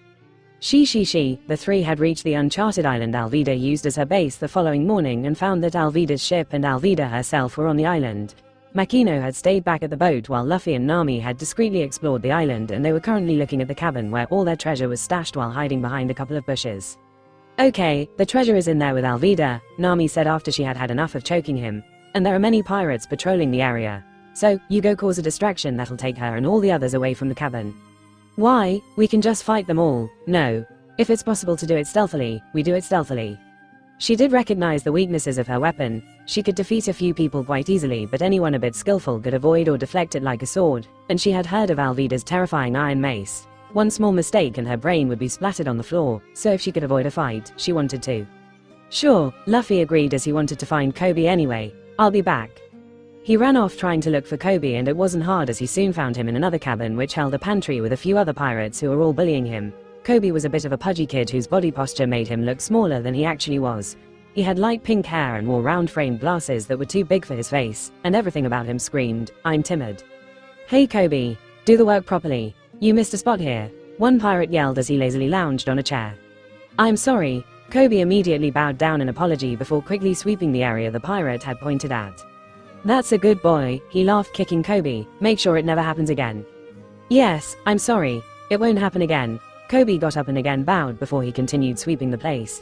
Looked like the others were just making him do all the work, and Kobe did as they said without any complaints. Luffy sighed, not liking the current Kobe one bit. He just watched as Kobe cleaned the place, getting smacked around a couple more times by the others before he was let go. Kobe then pitifully walked out and made his way to the forest, and Luffy followed him knowing where he was going. Kobe went through a clearing which was hidden in plain sight, and Luffy saw the dinghy he was building. It was a shoddy piece of work which looked like it was made out of badly rotted wooden boards which were barely held together to form the shape of a dinghy by nails. Kobe collapsed next to it, leaning on it, and sighed deeply as his eyes teared up. I want this to end. I want to escape. Why don't you then? Luffy said as he dropped down from where he was sitting in the tree right above him. Ah! Kobe screamed before instantly bowing down with his head to the ground while saying, this isn't what it looks like. I just found this dinghy in the forest and have no idea who are. Luffy sat down in front of him and patted his shoulder. Hey, relax. Kobe whimpered as he slowly lifted his head, but when he saw Luffy, his fear got replaced with confusion and curiosity. Who are you? I'm Luffy, nice to meet ya. Oh hello, I'm Kobe. Nice to meet you, he introduced himself on reflex before saying, no wait, who are you? Someone just passing by, don't worry about it. This is the hideout of the pirate Iron Mace Alvida. Kobe yelled in panic. You need to run away or she'll kill you if she finds you. Hey, don't worry about that. I overheard you talking. You want to escape from here? Ah, that, yeah, he sighed as he calmed down and sat across from him. I'm a chore boy on her crew because of a mistake. He explained his whole story of how he had mistakenly boarded her ship while going out to fish, and she had kept him alive in exchange for becoming her chore boy. Why don't you escape now? Impossible. Impossible. Just thinking about what she would do to me if she caught me makes my bladder weak. But you've built this, right? Luffy said, patting the dinghy. It's horribly made, but you still built it right. Yeah, Kobe trailed off with a sad smile looking down. I built it to escape from this place, but I just don't have the courage. Shishi, you sure are a wimp. I don't like you one bit. Ugh, you don't mince words, huh? Kobe cried. So what about you? You said you're passing by. Yep, I'm on my journey to become the Pirate King. Pirate King? He gawked for a second before continuing. That means you're a pirate. Yep, what about your crew? Got one more member. He froze for a couple of seconds before he blew up. Pirate King? That means you'll have to obtain everything that this world has to offer. Wealth, fame, power, you'd have to achieve it all. You'd have to go after the Pirate King Gold Roger's treasure, the One Piece. Oh, good exposition, Kobe, Luffy clapped. You can't be serious. Every pirate in this golden age of piracy is after that treasure. So am I. There's no way you can stand at the apex of this great pirate era and become the Pirate King. No way. No way. It'll never happen. Absolutely no way. Bonk. Why did you hit me? Kobe groaned, falling to the floor. You were becoming hysterical. Ah well, I'm used to it, Kobe self-deprecatingly said as he sat up.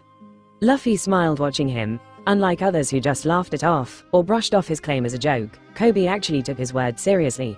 Sure, he was really pessimistic and didn't think it was possible, but that was because of his lack of confidence more than anything. You know, Kobe, Luffy said, taking off his hat, I promised the man that gave me this hat that I would become the Pirate King.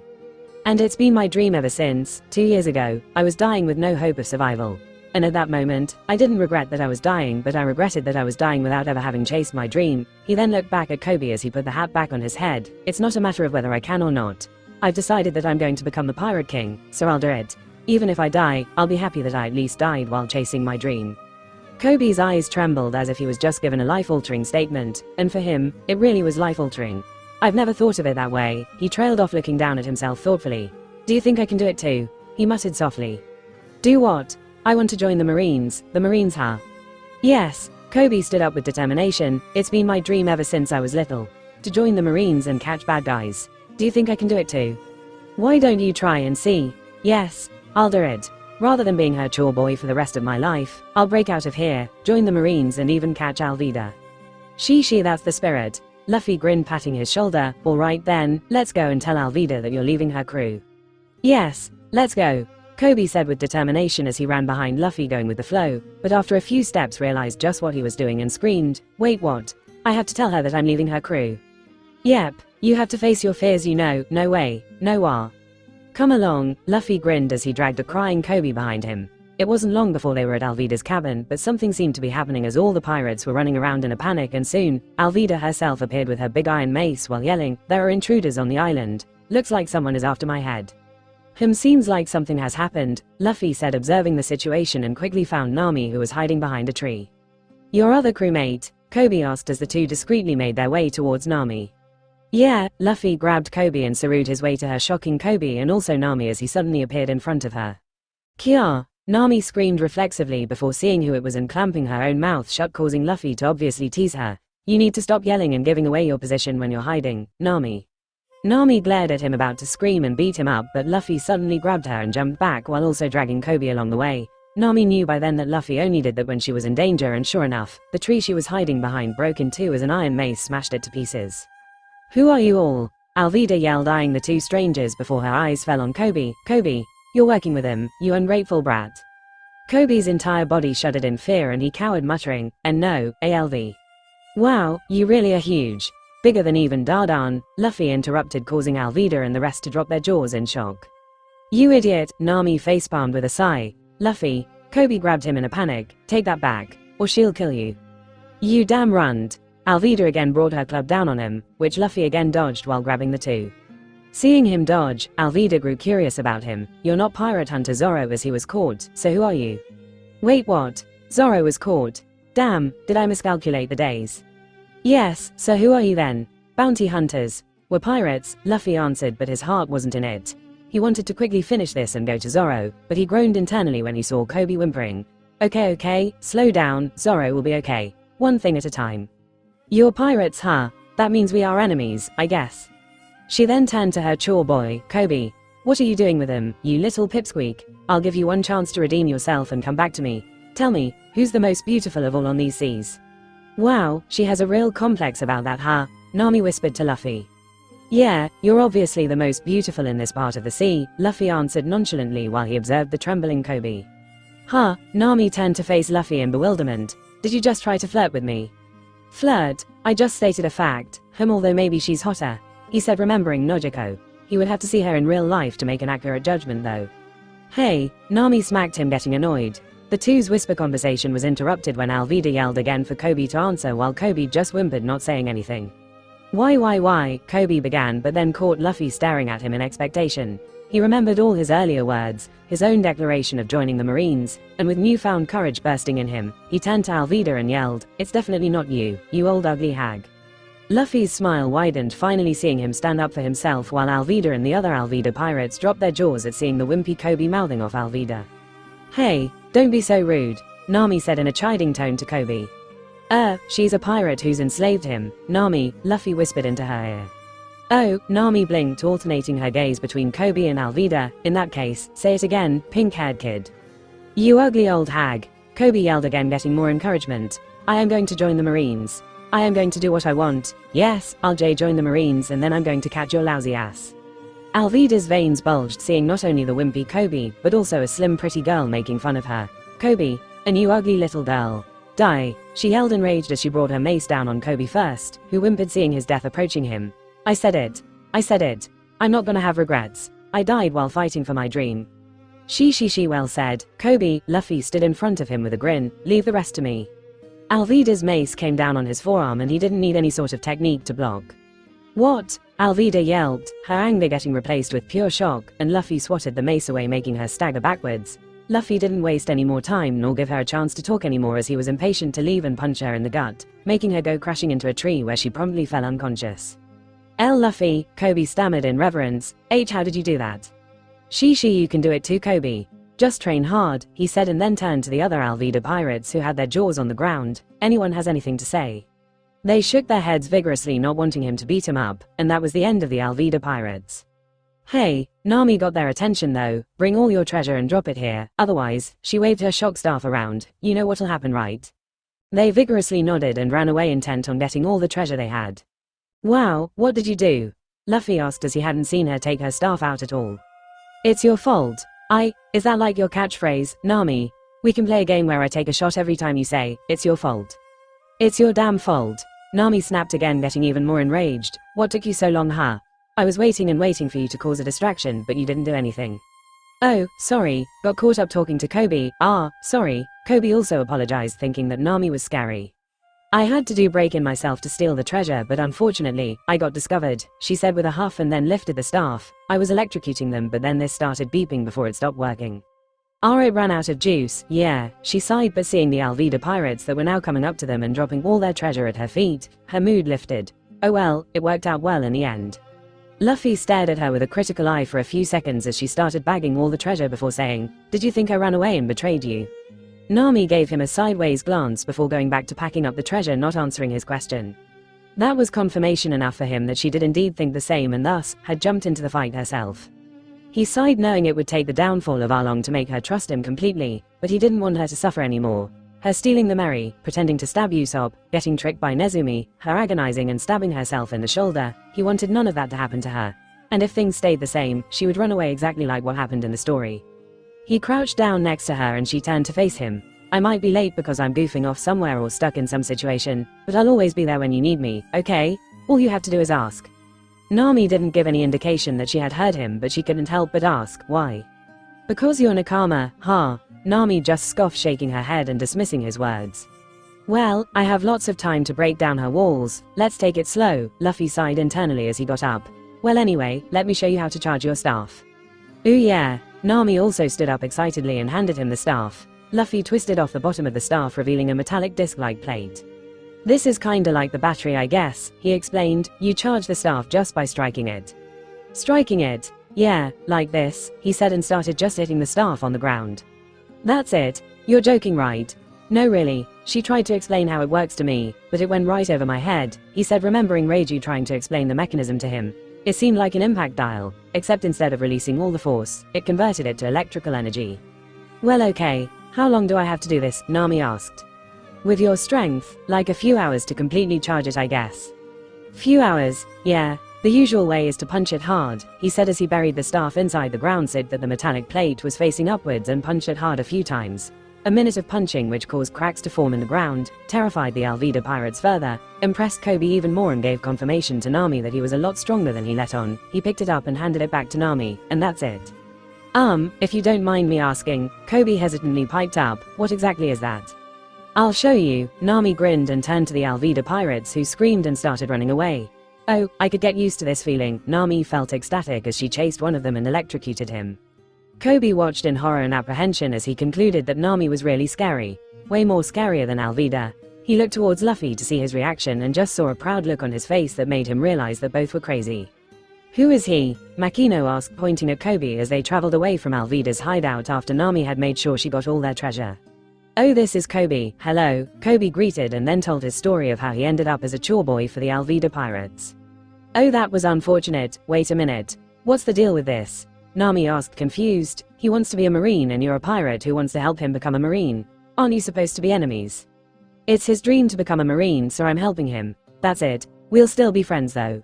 Luffy, Kobe teared up hearing Luffy's words. Yes, we'll still be friends even when first become a marine. She, Nami just sighed, not understanding the enigma that was Luffy. He was one of the strangest person she had ever met. Anyway, she continued, we're going to Shellstown now. Should be there by noon. Shellstown has a marine base. Kobe piped up excitedly, I can join the marines there. Yeah, I guess. Hey Kobe, Alvida was saying something about Zoro being captured.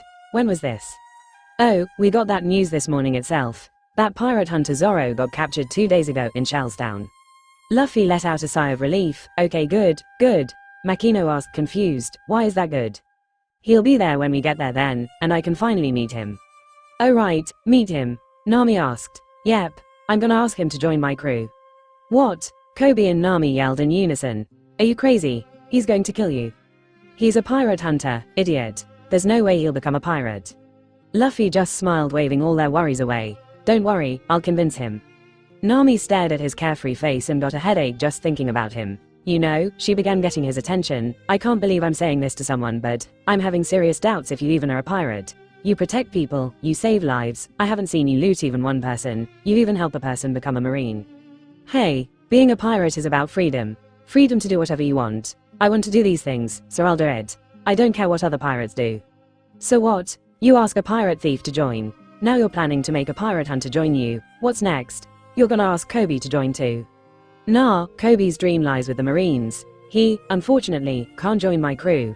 If his dream was something else, I would have definitely asked him. Luffy, Kobe teared up.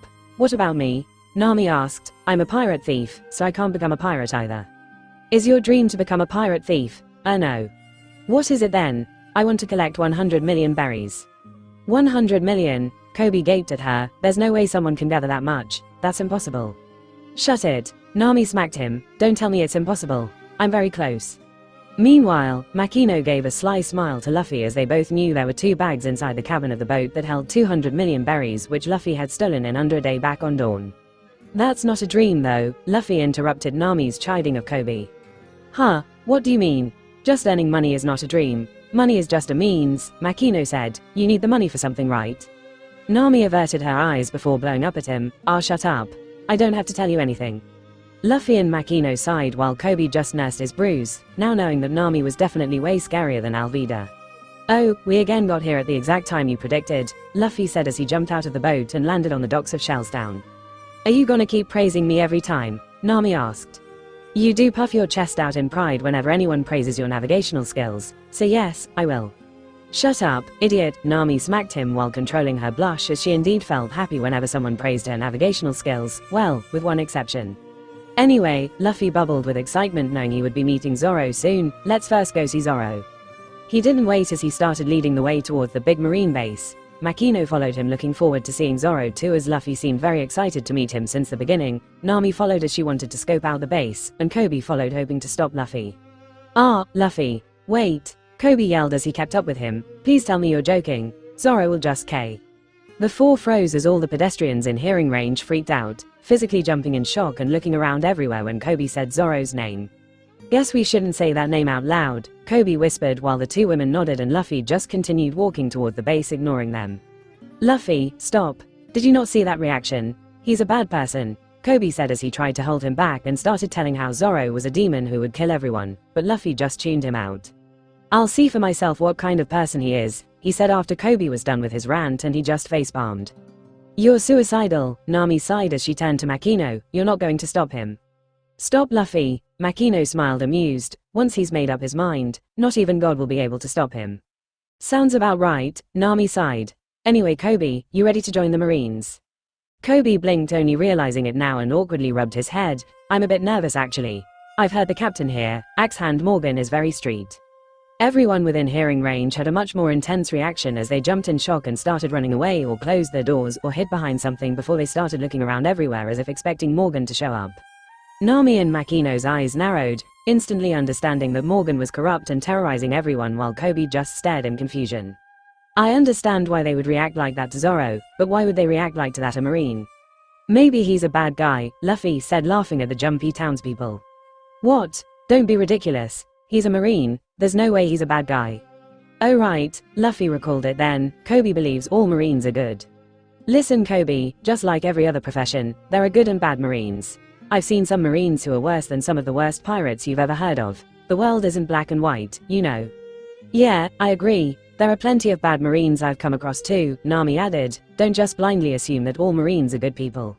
Number way, that's true, Kobe shook his head. Marines are good people who protect people and catch bad guys. You guys probably misunderstood or something. In his mind, he thought that since Nami is a thief and Luffy is a pirate, they thought that the Marines are bad. Luffy didn't argue with him, knowing he would soon see the truth, and Nami didn't care about changing his opinion. Just see the world with your own eyes, Kobe, Makino chimed in, and come to your own decisions. Kobe didn't understand and he just pondered over it, trying to figure out what she meant as they walked. The four soon reached the Marine base and Luffy didn't wait anymore and scaled the wall looking for Zoro. Luffy, don't, they'll catch you, Kobe yelled, but Luffy didn't even hear him. He spotted green in his vision and immediately leapt inside the courtyard. And there, in the middle of the courtyard, was his swordman tied up to a cross. Luffy walked up to him, taking in every single detail of the man before him, from the green hair that indeed looked like a cactus to the 3 gold earrings that glinted in the sunlight. He wore a simple plain white shirt, black pants, and had a green haramaki around his waist that was currently missing his 3 swords. Roronoa Zoro was suddenly woken up by a feeling that someone was watching him, and when he opened his eyes, he recoiled a bit in surprise as a straw hat wearing stranger was standing very close to him, observing him closely. People are coming inside now, he thought in irritation. Ever since he was tied up a couple of days ago, people kept coming to the courtyard and staring at him by peeking over the walls as if he was some zoo animal. He had scared him away with just a glare, but more kept coming and irritating him. And now, someone had even entered the base and was standing right in front of him. He was about to snap and scare the stranger away too, but when he caught his eyes, he froze. Something about this particular stranger was different. The way his eyes shined, the slowly widening smile, the slight shaking of his body, the sheer joy he seemed to radiate upon seeing him, all these things surprised him, but most importantly of all, the look of expectation the stranger had while looking at him left him intrigued. He immediately wanted to rise to the challenge to meet his expectation, even though he had no idea what it was or why he was even feeling that way. The future captain and swordsman stared at each other for a few seconds before Zoro finally broke the silence. What are you looking at? Zoro asked, trying to sound irritated, but it came off as a genuine question as he really wanted to know what the stranger was looking at. My swordsman, the stranger answered with a grin. Huh, what are you talking about? Wait, who even are you? Monkey D. Luffy, future Pirate King. Nice to meet ya. Pirate King, you're a pirate? Yep, and I want you to join my crew. And why the hell would I do that? I'm a bounty hunter if you didn't know. I hunt pirates. Is that your goal? What? Is hunting pirates your goal? Well, no, then why does that matter? Well, he got me there. Listen, I'm not going to become a crook. Now, get lost. We just met though, I want to talk more, he whined, throwing Zoro completely off guard. Huh, I've been searching for you, Luffy said as he sat down right in front of him. He had finally met Zoro and he definitely did not want to cut their conversation so short.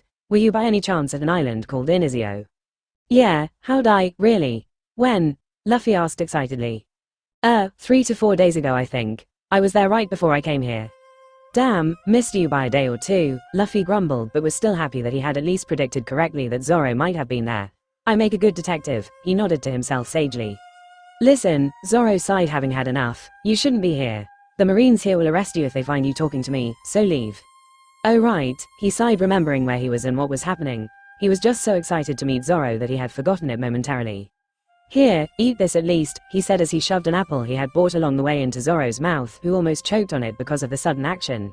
He glared at Luffy, wanting to curse him, but the apple was in the way, so he started chewing it quickly. He could have spit it out, but he did not want to waste food, and seeing that only made Luffy's smile wider. Once he swallowed it, he began to curse at him, "You bass," but was again cut off when Luffy shoved another apple into his mouth. Luffy grinned mischievously at him while Zoro glared at him. There were loud shouts coming from behind Luffy too, and Zoro glared at the wall where 3 heads were popping out. One was a pink-haired kid who was panicking and screaming, almost on the verge of hysteria, and when their eyes met, he trembled uncontrollably and fell off the wall. Now, that was a normal reaction he was used to. People just freezing or trembling with fear when they saw him even though he had done absolutely nothing to them. But the reactions of the other 2 were strange. Next was an orange-haired girl, who was just studying him critically as if observing what he would do. She seemed to be afraid and her guard was up, sure, but she was also putting up a brave front as if saying, "I'm not afraid of you." Next was a dark green-haired woman who was a completely different matter as all she radiated was amusement. She suddenly looked down behind her as if something had caught her attention and her head dipped down for a second before she popped up again, but another head popped up too. It was the little kid he had defended from the idiot son's pet. Rika was her name if he remembered correctly, and her face bloomed into a huge smile when she saw him eating something. And then there was the bastard in front of him, who was stuffing food in his mouth with absolutely no fear. So many new reactions. People usually showed reactions like the pink-haired kid when they saw him, so seeing so many new reactions surprised him. "I know they'll arrest me if they see me feeding or talking to you," Luffy said, bringing Zoro out of his thoughts, and yet, he smiled, "I'm still choosing to do it." Zoro glared at him for a couple more seconds before he gave a tired sigh and started chewing with a grateful nod. "Sorry I let you starve for 2 whole days, Luffy said as he brought out a third apple from his pocket as soon as Zoro finished his second. He didn't shove it this time and waited for Zoro to ask, who just gave another sigh and nodded. "It's not your fault, besides, I can handle it," he said as he took a bite. "Yeah," Luffy grinned, "I know you can. You can probably go for the whole month without eating and still come out strong." "Damn right I can. She yeah, but you don't have to. I know a cook who would kill me if I let anyone starve while I had the power and means to do something about it. So yeah, I'm sorry I'm late." Fine, I don't get it but whatever. Now that you're done, get lost." She sure, I'll come by later, and then you join my crew." "Like hell I am. I refuse." Luffy got a glint in his eyes as he yelled back, "I refuse your refusal." "Wah, that's not how it works, moron." She. He laughed just as he jumped over the wall and landed between a terrified Kobe, a curious Nami, an amused Makino and an overexcited kid who instantly hugged his legs while yelling, "Thank you, big brother." Rika. He recognized her and patted her head. "What for?" "For feeding big brother Zoro. I tried to give him an apple too last night, but he yelled at me to go away." She trailed off with a sad frown. Luffy smiled as he ruffled her hair. "People are stupid sometimes, you know. So if you ever see a starving person and they don't have any good reason to starve themselves, you just shove food into their mouths like so," he said, making a shoving motion, which she started mimicking with a giggle. "Don't teach kids stuff like that," Nami said, but had a fond smile as she watched the happy Rika. And at the same time, she couldn't believe that someone who called himself a pirate acted like Luffy. Luffy soon picked Rika up and placed her on his shoulders while she went, "We," before introducing himself. "I'm Luffy. Nice to meet ya." "I'm Rika. Nice to meet ya," she said, the last word tilting her head as if unsure of the way he said, "meet you." "Again, don't go corrupting the poor little kid's speaking habits," Nami said in a chiding tone before looking at Rika. "I'm Nami, and it's nice to meet you." "Meet ya. Nice to meet ya." Rika giggled, liking the way Luffy said it, and Nami gave a light smack on Luffy's head for teaching her that. "I'm Makino. Nice to meet ya." "Not you too, Makino," Nami sighed while Rika still kept parroting, "meet ya." "And this is Kobe," Luffy said when it looked like Kobe was still unnerved before changing the topic. "Know of any good places to eat, Rika?" "My mommy owns a restaurant," she excitedly said. "I'll take you there." "Just point and I'll go in that direction," Luffy said, and Rika nodded with a huge smile and started guiding them. "Luffy," Kobe finally spoke when they began walking, "that was dangerous. What would have happened if Zoro got angry?" "He would have killed you." "Big brother Zoro is not bad." Rika snapped at him, and Kobe was taken aback at seeing a little kid getting angry at him. "What makes you say that?" Makino asked. "It's my fault he's tied up," Rika said sadly before telling her story of how Helmeppo's pet had tried to attack her, Zoro saving her, Helmeppo threatening to execute her and her mother, and him taking the month-long deal of being tied up in exchange for saving them. Helmeppo even beat him yesterday, and they didn't even give him any food or water either. "Why don't the Marines do anything about this?" Kobe yelled furiously. "Everyone's too scared of Morgan, so they just follow him," she replied sadly, and then told him of how Morgan rules the town and executes anyone who opposes him, and that finally shattered poor Kobe's worldview. Seeing the sad look Rika had, Luffy decided to cheer her up. Rika, I'll tell you what. By the time I leave this town, I'll take care of this Morgan problem, okay? Really? Yep. Rika brought her pinky finger forward asking, promise? She yeah, I promise, he said linking his finger with hers. And big brother Zoro, yep, I'll rescue him. He's my friend too. And I promise that Morgan will rot in jail, Makino said with a bit of an edge to her voice as she brought her pinky finger towards Rika and made the promise too. Did he just promise to fight a marine captain for a stranger he just met? Nami wondered. She thought of the island they had met at and remembered the kids there thanking him too. Does he have a soft spot for kids? Yeah, that must be it, but even still, no one just does that for a stranger. Helping others in small ways sure, but to risk their own life. Who does that? And the worst part of it all, he calls himself a pirate. A fucking pirate. This guy makes no sense. Kobe was wondering what Luffy meant by taking care of Morgan and grew fearful of what he might do, but that was just a small part of his mind. The majority of his thoughts were focused on how someone who called themselves as Marines were treating people this harshly and evilly. They soon reached the restaurant and they had a nice meal with nothing eventful happening except maybe Luffy befriending Rurika and a bunch of other people too. Once done, they came out of the restaurant and were about to go to a bit of a secluded area to discuss what to do when the pedestrians on the streets suddenly started lining up on either side of the street while bowing down. The four watched in curiosity as to what was happening when Rurika came out of the restaurant to warn them. Looks like Helmeppo is making rounds again. Just keep silent and bow down when he passes. What? Kobe gaped while Luffy, Nami and Makino internally went, hell no. Helmeppo soon showed up, with his ugly purple suit and excessive accessories adorning his fingers and neck, walking like he owned the street as he was flanked by 4 Marines. The crowd silently bowed down while he walked laughing smugly and hitting a couple of people for no reason as he passed by. When he almost came up to them, Luffy whispered, play along, to Nami before stepping forwards. Rurika and the crowd panicked, but Luffy didn't care as he waved at Helmeppo with a smile. Yo. Who dares to approach me? Can you settle a bet between me and my friend here? He said as he put an arm around Nami's shoulder and pulled her forwards, who just went along with it. Helmeppo was confused and was about to dismiss them when Luffy spoke up again. It's a bet for 1,000,000 berries, and that definitely got his attention. Oh, 1,000,000 you say? I'll take a cut for being the judge then, let's say about 50%. Sure, Luffy accepted and Helmeppo grinned smugly. Alright, let's hear it. I say that there's no way Zoro will be let free at the end of the month, Luffy said pointing at himself and then pointed at Nami, but my idiot friend here thinks that you will let him go. Who's correct? Yeah, you will let him go, right? Nami asked, playing along while also putting an arm around Luffy's waist and started secretly pinching him for calling her an idiot. The others behind them like Kobe and Rurika could see it though and were bewildered, while Makino had a hard time holding her smile back. There's no way he will, idiot, Luffy argued. He will, and you're the idiot, she said pinching him harder, while also feeling that something was strange with his skin. Let's see what he says then, Luffy said, and the two turned to Helmeppo with a questioning look. The idiot's son just gave an annoying, grating smug laugh which made Nami almost whip out her shock staff at him, but held it in knowing Luffy was up to something. Of course, I'm not letting him go. Helmeppo declared, that stupid beast Zoro and your idiot friend here are delusional if they think I'll let him go. If he doesn't die by himself because of starvation in a month, I'll just have him killed myself. Ha ha. Liar, Rika yelled jumping out onto the street next to Luffy, you said you'll let him go. Rika, no. Her mother yelled as she jumped out and hugged her close, shielding her from anything Helmeppo might throw at her. Helmeppo gave an unimpressed glance at them before he turned to one of the Marines behind him. Hey, teach those two a lesson to never cross me, and without waiting for an answer, turned to Luffy, now, you owe me 500,000 ber.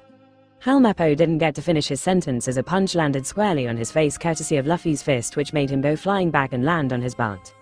All the surrounding people stared in shell-shocked horror as they watched Morgan's son being hit and thought that Morgan would retaliate soon. The 4 Marines flanking Helmeppo were also equally shocked, and it took them a second to realize what had happened before 2 went to help Helmeppo while 2 more pointed their rifles at Luffy. Why you hit me? How dare you hit me? Helmeppo screamed with tears in his eyes and blood flowing out from his nose and mouth. I'm Captain Morgan's son. I'll tell Daddy to execute you. Fight me yourself, coward, Luffy said as he grabbed the rifles out of the 2 Marines' hands before they could realize it and threw them away while not taking his eyes off of Helmeppo. The idiot's son started mouthing off about how he would regret hitting him when Luffy took another step towards him, but Kobe stopped him. No, don't do it, Luffy. They're Marines, Kobe yelled as he got in front of Luffy and pushed him back. So what if they're Marines? Scum is scum no matter who you are. No, but they're Marines. You'll have the entire Marine base after you. Luffy paused, looking down at Kobe, desperately trying to stop him, and sighed. Kobe, is this the kind of Marine you want to become? He asked, staring right into his eyes. Like Morgan, who just abuses his authority and executes the people he should protect, Or like this idiot son, he said, pointing at Helmeppo, who uses his father's name as a shield to harass anyone he wants. Or like those four, he said, pointing at the Marines who were flanking Helmeppo, who just stand by and do nothing because they're too scared. Kobe lost the strength in his arms as Luffy went on, and by the end, his hands were drooping by his sides and he just stood there with his eyes wide open. Luffy continued, "Will you kill innocent civilians if your higher-ups orders you to kill them? Do you just want to become a Marine for the sake of becoming a Marine, or do you want to become a Marine to protect people?" Kobe stared vacantly at nothing as he alternated his gaze between Luffy, the idiot son, the Marines and the people of Shellstown, who were also looking at Luffy with shock. Helmeppo, who was just crying and had not heard a single word, interrupted them with a scream, "You're a dead man walking. I'll have Daddy execute you and then you'll be begging for mercy." He yelled at the Marines to support him up and take him away, and they quickly did as ordered. One of them, however, the one who was told to take care of Rika, faced Luffy and the other townspeople and deeply bowed down, apologizing, "I am sorry," before going away. As soon as they left, Rika came up and jumped onto Luffy, grabbing onto his vest with shining eyes. "That was so cool, big brother Luffy. The way you punch him. She like that. I should have punched him a couple more times then."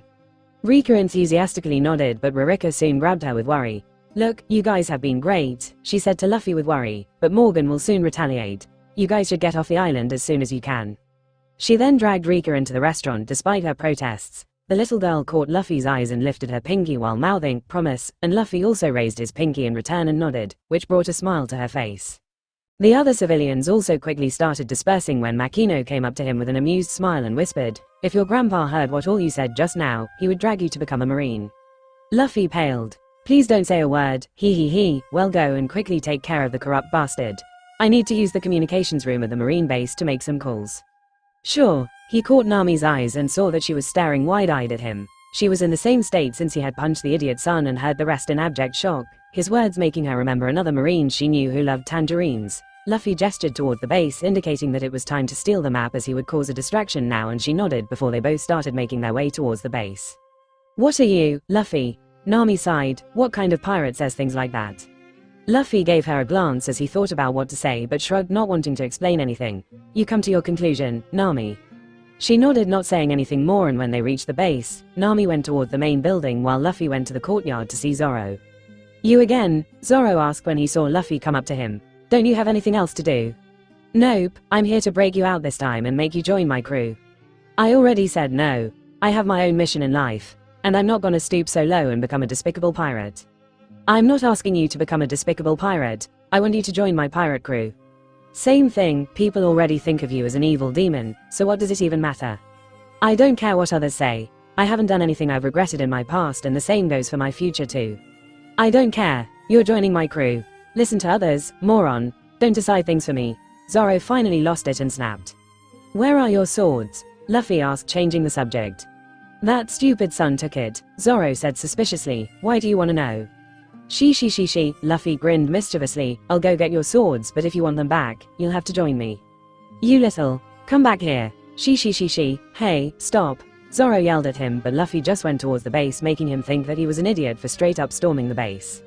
Luffy just ran to the entrance of the base but saw that Nami was still hanging outside at the back of the building instead of sneaking in, and when he caught her eyes, she shook her head, not able to slip in her. The Marines were throughout the base, unlike in the story where they were all gathered up on the roof to see the unveiling of Morgan's statue, so this would be more difficult now. He thought about what to do for a second before he ran straight into the base and stood in front of a Marine. "Hey. Hello, can you tell me where Morgan's statue is?" "Oh, that's still being made. It should be completed within a couple of weeks, but you can still see its current status. It's at the back," he said, pointing to a courtyard at the back of the base. He thanked the guy and then ran to the back where Nami was also present. "What are you doing?" "Oh, hang around the building and get ready to enter. I'm gonna cause a distraction," Luffy said as he spotted the statue. Nami just nodded while he ran to the statue where a sculptor was still working on the hand. He felt bad for the sculptor for what he was about to do, but he wanted to destroy the statue because it was fun. He stood in front of the statue while facing the base, took a deep breath and shouted, "Morgan, come outside and watch what I do to your statue." Not even a second later, Morgan's head popped out of a window, and so did many Marines on the various floors. "Who are you? And what do you mean?" Morgan growled. "It's him, Daddy. The guy who punched me." Helmeppo, who had also put his head out the window, cried, pointing at him. "That's the man I wanted you to kill." "Shut up, you disgraceful brat." Morgan swatted his son away quite cruelly while glaring at Luffy. Watch, Luffy kept full eye contact with Morgan as he raised a fist and smashed the statue without any warning. Cracks formed and the upper part of the statue separated from the bottom part before falling forwards and getting smashed to pieces, and the whole base trembled in fear, not able to believe their eyes. Ah ha ha ha ha ha. Zoro laughed out loud from where he was tied up. He couldn't see what was happening, but he could hear them all and understood the situation. He's fearless, at least, Zoro thought with a bit of respect, while Nami, on the other hand, facepalmed at his recklessness. Sorry, Luffy softly apologized to the sculptor, who just sighed. It's okay. I hated working on it anyway. How dare you? Destroying that statue is the same as disrespecting me, Morgan roared. Men, capture that man and bring him to me. Too scared to come after me yourself, Morgan? Luffy provoked him and he fell for it. Fine, I'll kill you myself, he growled before he started making his way down the stairs. Luffy then eyed Nami and she understood that he had made Morgan come out of his office so that she could slip inside. She nodded, hiding herself, and when Morgan walked out of the base, she slipped in and started going towards his office. The others were either out in the courtyard or glued to the window to see the action, so she had an easy time slipping in. Boy, Morgan growled as he stomped up to Luffy. Who do you think you are to do this to me? Luffy just ignored him and pointed at the sky in surprise. Look, it's a huge snake. What? Morgan and the rest of the Marines' eyes whipped upwards, and when they realized they had been tricked, they lowered their gaze only to find Luffy missing. Coward, men, search the area and bring him to me. Yes, sir. Nami was in Morgan's office fiddling with the safe when she suddenly heard a voice from behind her saying, "What are you doing?"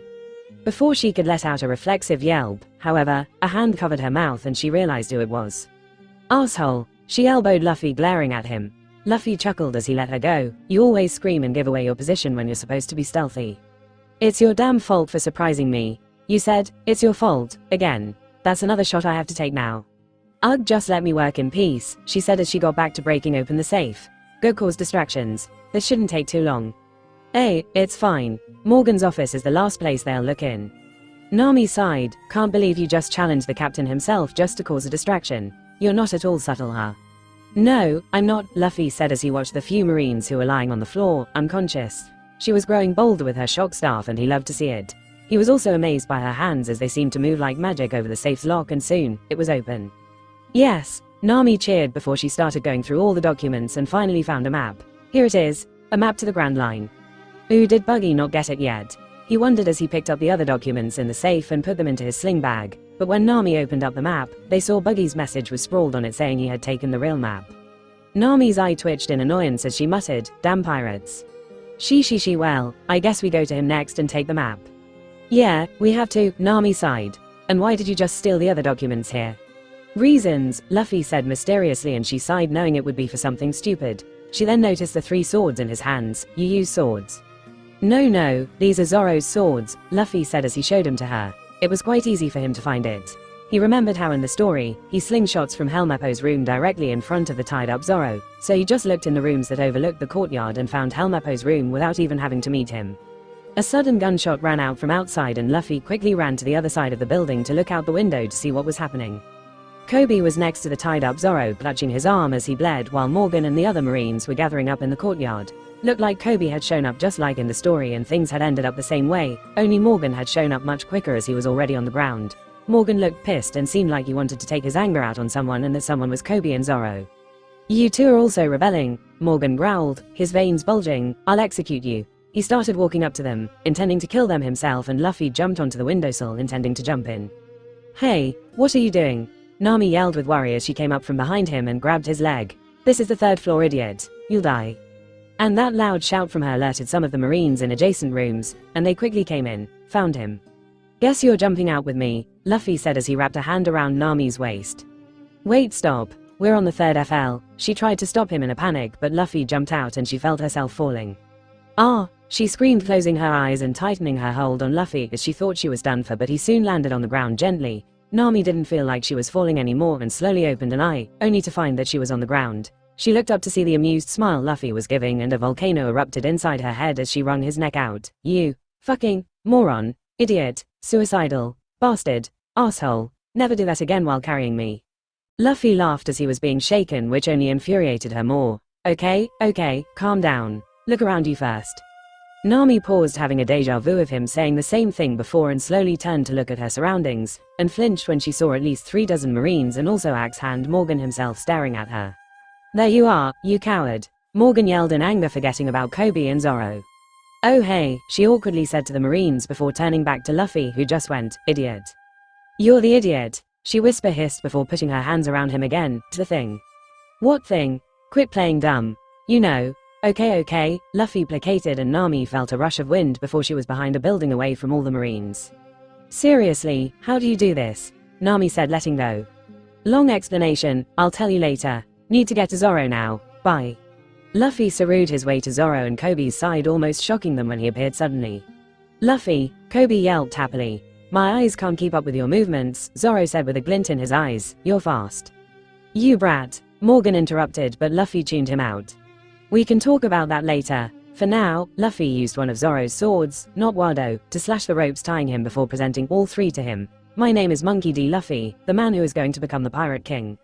Zoro stared into Luffy's eyes as he massaged his freed wrists, and the look of expectation was back. He had heard from Kobe about what he had done to Helmeppo upon learning that he had no intention of letting him go at the end of the month, and also heard how Luffy was extremely serious about wanting to become the Pirate King.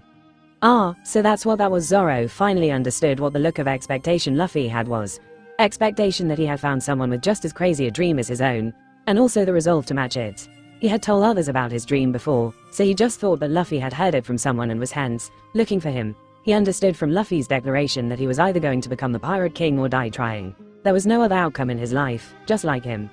Zoro smirked as he took his swords back from Luffy's hands. He unsheathed and held two swords in a cross above his head just as an axe landed on it, but didn't take his eyes off of Luffy.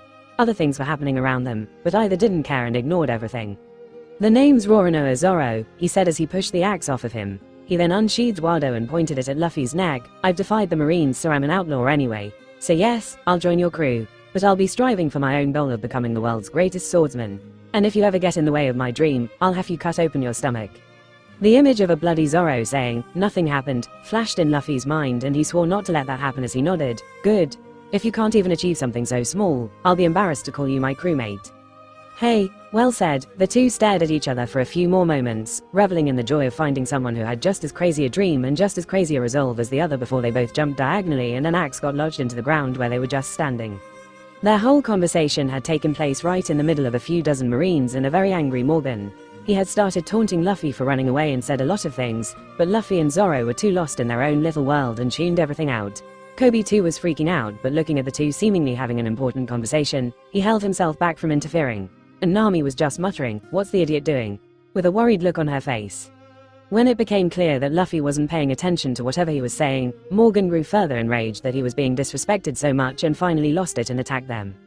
But Zoro had blocked him and then pushed him off, which had him staggering backwards, not even bothering to give him a glance, and just continued talking with the straw hat wearing bastard.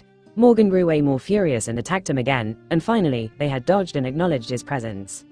"Looks like this guy is pissed. What happened?" Zoro asked casually. She, I think it's because I broke his statue." Kobe, Nami and every Marine there wanted to scream that it was their fault for ignoring and disrespecting him, but honestly, the Marines enjoyed watching Morgan being treated in such a way. "You, stop running away," Morgan growled, pointing his axe at Luffy, but Luffy looked at him with a bored expression. Honestly, he could take out everyone in East Blue with a single punch, but he felt like he was bullying them. He was someone who had experienced and learned from the Grand Line, so coming to East Blue and flaunting his powers to fight here felt like he was almost abusing them. He had absolutely no will to fight such weak opponents, and he sighed knowing he wouldn't get a good fight until he was in the Grand Line. He still wasn't that good at using the Rokaseki techniques while wearing Sea Stone, so he used techniques like Soru or Airwalk every chance he got so that he could get better, but during fights, he didn't use any technique other than basic kicking and punching. Besides, if he just took out everyone by himself, it would ruin a lot of potential growth for everyone else. Morgan, having had enough of Luffy disrespecting him, stopped and looked at his men. "Shoot him," was all he said, and all the rifles were pointed at Luffy. Zoro grabbed Kobe and started running to take cover and thought that Luffy would do the same, but Luffy just stood in place. The Marines fired before Zoro could say anything, while Luffy was thinking that it was a good time to train Iron Body while wearing Sea Stone. The others, however, thought he had frozen up in fear. "Luffy," Nami yelled out, coming out from her hiding spot, horrified to see him getting riddled with so many bullets. Zoro and Kobe, who were thinking that he was obviously going to run too, looked on horrified. "Luffy, idiot." But the worry soon turned to bewildered shock when they saw no blood spilling and Luffy just standing still. In fact, all the bullets just stopped at his skin before falling down, and seeing that, the Marines became hysterical. "What is he? Bullets aren't working. Is he wearing armor? What the hell are you?" Zoro, Kobe and a majority of the Marines screamed in unison looking at the crushed bullets fall off him, while Nami also had the same question. I'm the man who will become the Pirate King. That's not what we meant, they screamed in unison again. And you know it, Nami added, knowing that he was again pretending like he didn't understand what exactly they were asking. She, you guys are funny, he laughed, not answering their questions. He's probably wearing armor, idiots, Morgan said, getting everyone's attention. If guns aren't working, then use swords. Kill him. And that Zoro over there too. Now you're talking, Zoro smirked as he watched the few dozen Marines discarding their rifles and picking up swords. Some of them had treated him like shit for the past 2 days when he was tied up, so he was glad he got a chance to let loose. He unsheathed only 2 of his swords as he eyed all the Marines, and then they began dropping like flies. A diagonal slash here, a horizontal slash there, a double slash to take out 5 Marines at once. Zoro was a beast in battle with not only strength but amazing technique with his swords, and Luffy understood that he was definitely one of the strongest people in East Blue.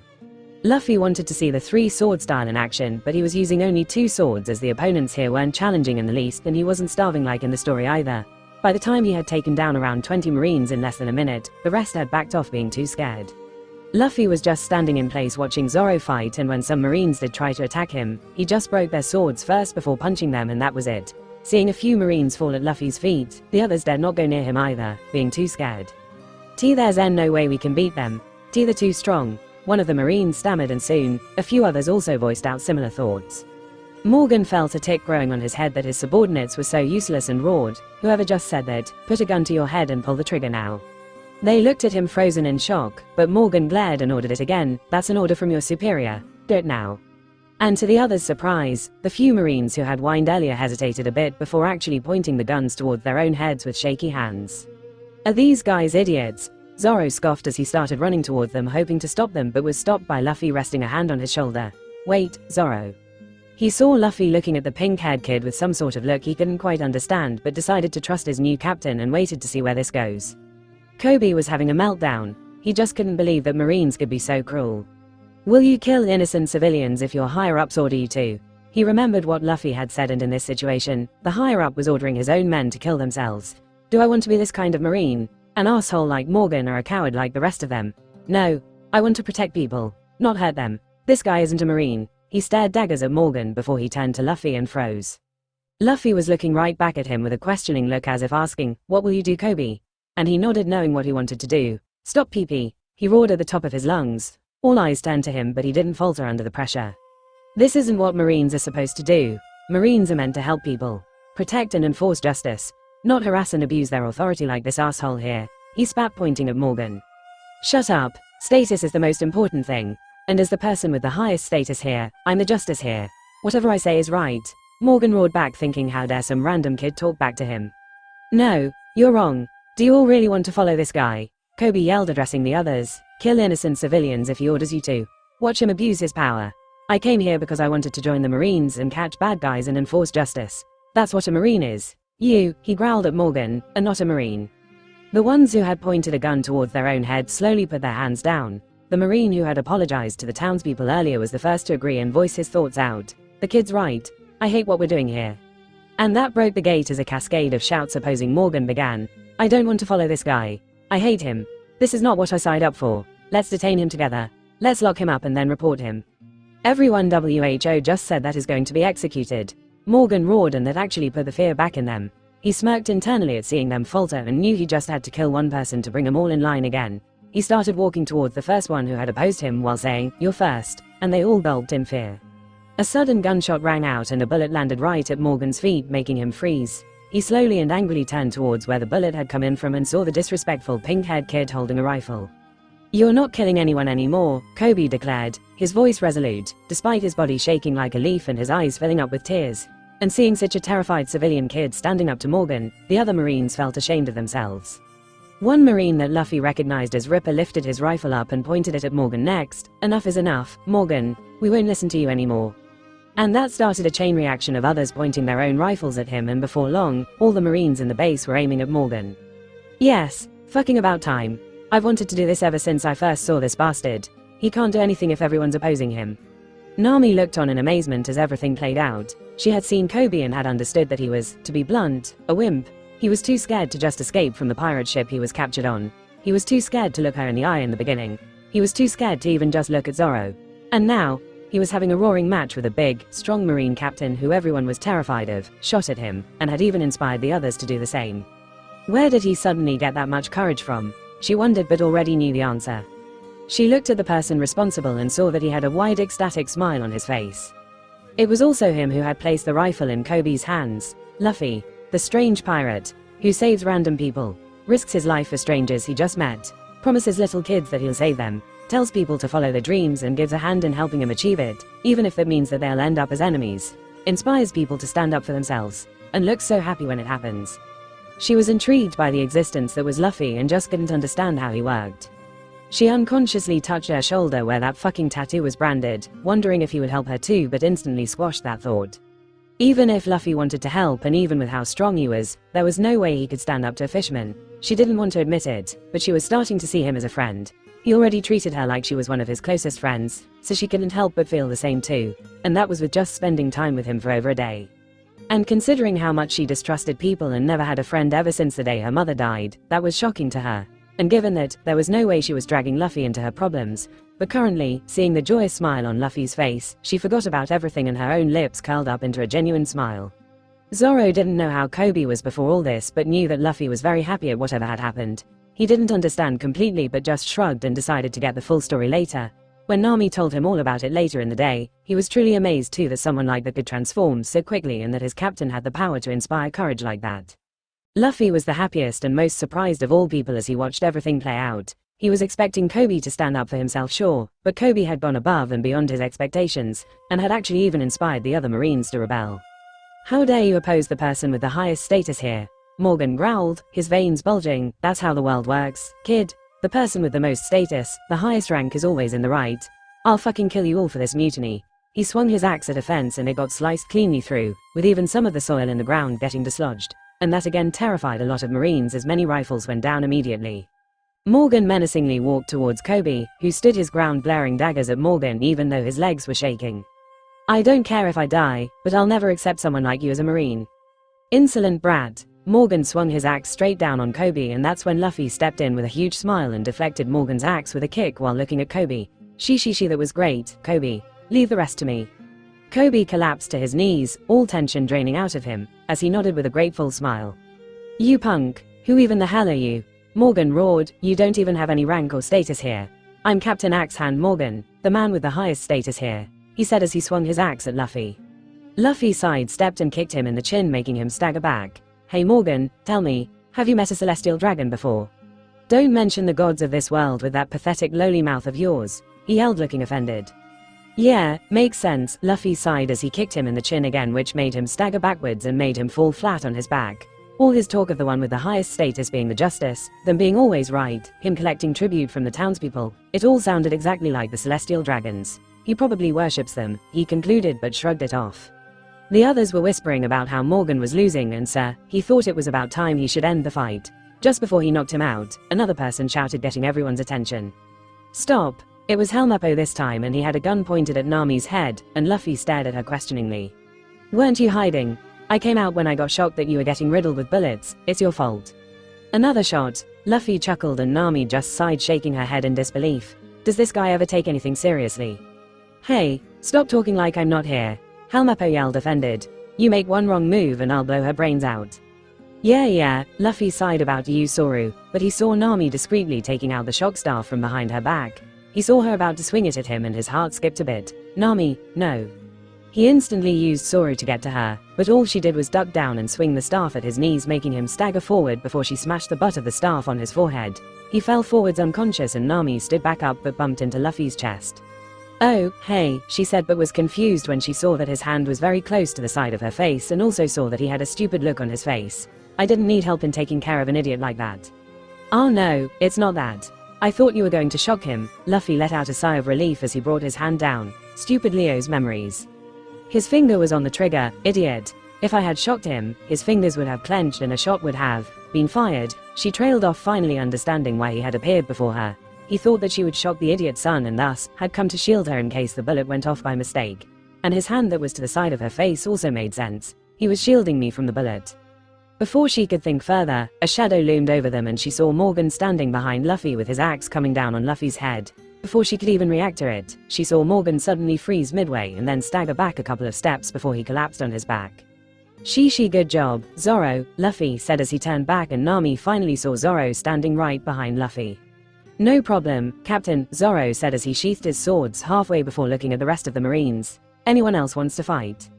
They all looked on in shock at the fallen Morgan, then looked at each other before bursting out in joy. Morgan is down, hooray. Didn't think so, Zoro nodded and sheathed his swords completely. He's so cool and badass, right Nami? Luffy grinned. Wait, he agreed to join you? Yeah, Zoro answered, coming up to them. So she is on your crew too, I assume?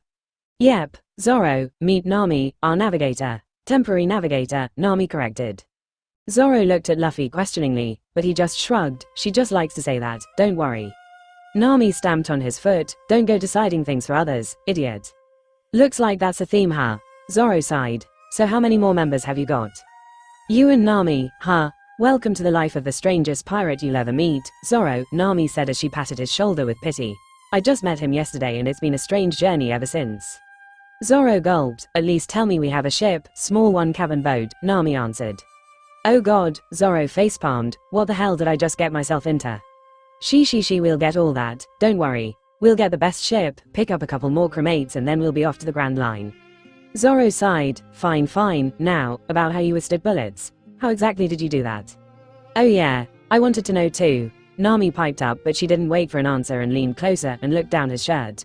Not seeing any armor, she lifted his shirt and started to feel his skin to see if there was some camouflaged armor. Definitely no armor, she trailed off but didn't stop touching his skin as it felt very strange. She had noticed it earlier when she was pinching him too, but it almost felt like his skin was. She tried to think of a word as she ran her hand on his skin, pinching and almost kneading it, and finally a word popped up in her head. Malleable. His skin feels malleable for some reason, she thought, while also knowing that it was a strange way to describe someone's skin, but that was definitely the feeling she got. Nami, Luffy said hesitantly, and only then did she come out of her daze and looked at his face. I'm sorry if I gave you some wrong signals. I'm usually a very touchy person and I've been told that I invade people's personal space a lot, but I truly don't mean anything by it. I do it to everyone. Yeah, I have noticed that, but why are you bringing it up now? And what signal? Luffy just awkwardly looked down at himself. Her eyes also followed his gaze, and only then did she realize that her own fingers were running all over his abs. It definitely looked like she was feeling him up, and quite aggressively too. She instantly retracted her hands back, her face reddening in embarrassment as she began trying to explain herself. I wasn't feeling you up. I just had a strange thought about your skin, that's all. Thoughts of wanting to jump him? Zoro asked, amused, and that earned him Nami's first smack. No, you idiot. His skin just seemed, she wanted to say malleable but knew how strange that sounded, so she hesitated. Rubbery, Makino offered, suddenly interjecting into the conversation. She had seen the entire thing play out from the sidelines and finally interjected when she saw Luffy teasing Nami again. Yes, Nami nodded vigorously. Malleable, rubbery, yes, his skin feels like that. Makino, Luffy whined. You tease her too much, Luffy. So you know exactly what I'm talking about then? Ah yeah, my skin is just like that, so you were again pretending not to know what I was trying to say. Nami yelled, getting angry, and started beating the shit out of him. You bastard. She, this is gonna be a thing, huh? Zoro sighed, rubbing his head where Nami had hit him. It's like I'm hearing about two different people, Zoro said, looking at Kobe. Good job, kid. I'm sure you'll do great as a marine. Zoro, Kobe breathed teary-eyed as he nodded resolutely. Yes, I definitely will. Eat up as much as you want, Ririka said as she placed more plates of food at their table, which was occupied by Luffy, Nami, Zoro, Kobe and a very happy Rika, who was sitting on top of the table right in front of Luffy as he fed her. The surrounding tables were also filled with joyous townspeople, and people were even crowding outside to see the heroes who had saved their town. And everyone was praising Kobe for basically inspiring the other Marines to stand up for themselves, and his face had gone bright red. She Kobe, you sure have grown. I want to say that we just met you yesterday and that's not enough time to judge if a person has grown or not, Nami chimed in. But I guess I have to reevaluate that belief because you definitely did grow so much in just a day. You were so wimpy just yesterday, but today, you stood up to a scary Marine captain that everyone was terrified of. That was really impressive, Kobe. It's all because of you, Luffy, Kobe hastily said, wanting to let everyone know that Luffy was the real hero here. If it weren't for you, I would still be toiling away on Alvida's ship. All you gotta do now is get stronger, Luffy said, and wondered if him showing up 3 weeks early might affect Kobe's meeting with Garb. Deciding to be on the safe side, he added, and the fastest way to get stronger is to find a good teacher. So, when you see someone strong, jump at the chance to train under them, okay? You'll do great, Kobe. Luffy patted Kobe's shoulder, leaving the rest up to him, and Kobe nodded resolutely. So what now? Zoro asked, changing the topic. We need to make a few stops, but we'll soon head to the Grand Line. What? Don't be reckless. The Grand Line is a dangerous place, Kobe started and continued ranting about all the horrors of the Grand Line. The surrounding people, who were listening in, also told him of some of the tales they had heard, and Luffy was just amused by all the stories. Sure, they were all crazy stories, like how whirlpools instantaneously formed with no warning, massive sea kings that could devour ships, crazy lightning and weather, and for the most part, they were actually true. But they were still relatively tame compared to how dangerous the Grand Line actually was. He didn't comment anything and just let the people discuss what they wanted until Zoro brought up the topic of how Kobe should worry about himself, as he had been on a pirate ship for 2 years, and Kobe saying that he had shot at a marine captain too, so he didn't know what would happen. Luffy promised that they would be friends regardless, and Kobe gave a heartfelt thanks to Luffy, Nami and Zoro for making him resolve to follow his dream.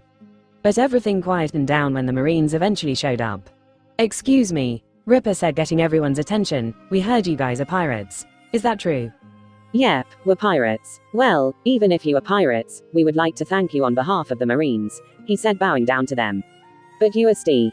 Luffy knew the townspeople would speak up against the Marines if Ripper asked him to leave, and not wanting to sour the relationship between him, he cut him off as he got up. I think it's about time we left. I'll go check on Makino and then we'll leave. Thanks for the food, Rurika. Ripper was surprised by his action and gave Luffy a grateful nod, understanding why he was doing it. Nami and Zoro also understood his reasons, and Zoro smirked, liking his captain, while Nami was again surprised by his unparade-like behavior. Ripper then turned to Kobe. And you, he said, causing Kobe to stiffen up, you want to join the Marines? Yes, sir. Please let me join. I know I shot at a Marine captain, be you? It's okay, kid. Relax, Ripper said, seeing that Kobe was afraid of not being let in. All of us pointed our guns at our superiors today, and also colluded with pirates in a way, he said, pointing at Luffy. We're all not getting dinner for a month as punishment. And we still don't know what our higher-ups might decide when they hear that we rebelled, so we might all even get fired. Do you still want to join? Yes, sir. Kobe nodded resolutely with no hesitation. Alright then, you're accepted, thank you, sir. Luffy smiled as he turned to Zoro and Nami. I'll meet you guys at the boat. You're going, big brother Luffy? Rika hugged him with sad eyes. Yeah, take care of your mom, okay? He said, ruffling her hair, and she nodded. And remember, when someone is starving themselves for no reason, shove food into their mouths. Rika cheered even before he finished his question, causing him to laugh and Nami to smack him, saying, don't corrupt kids. And maybe next time, cook something for total softies like Zoro. Oi, they'll be more inclined to eat that way.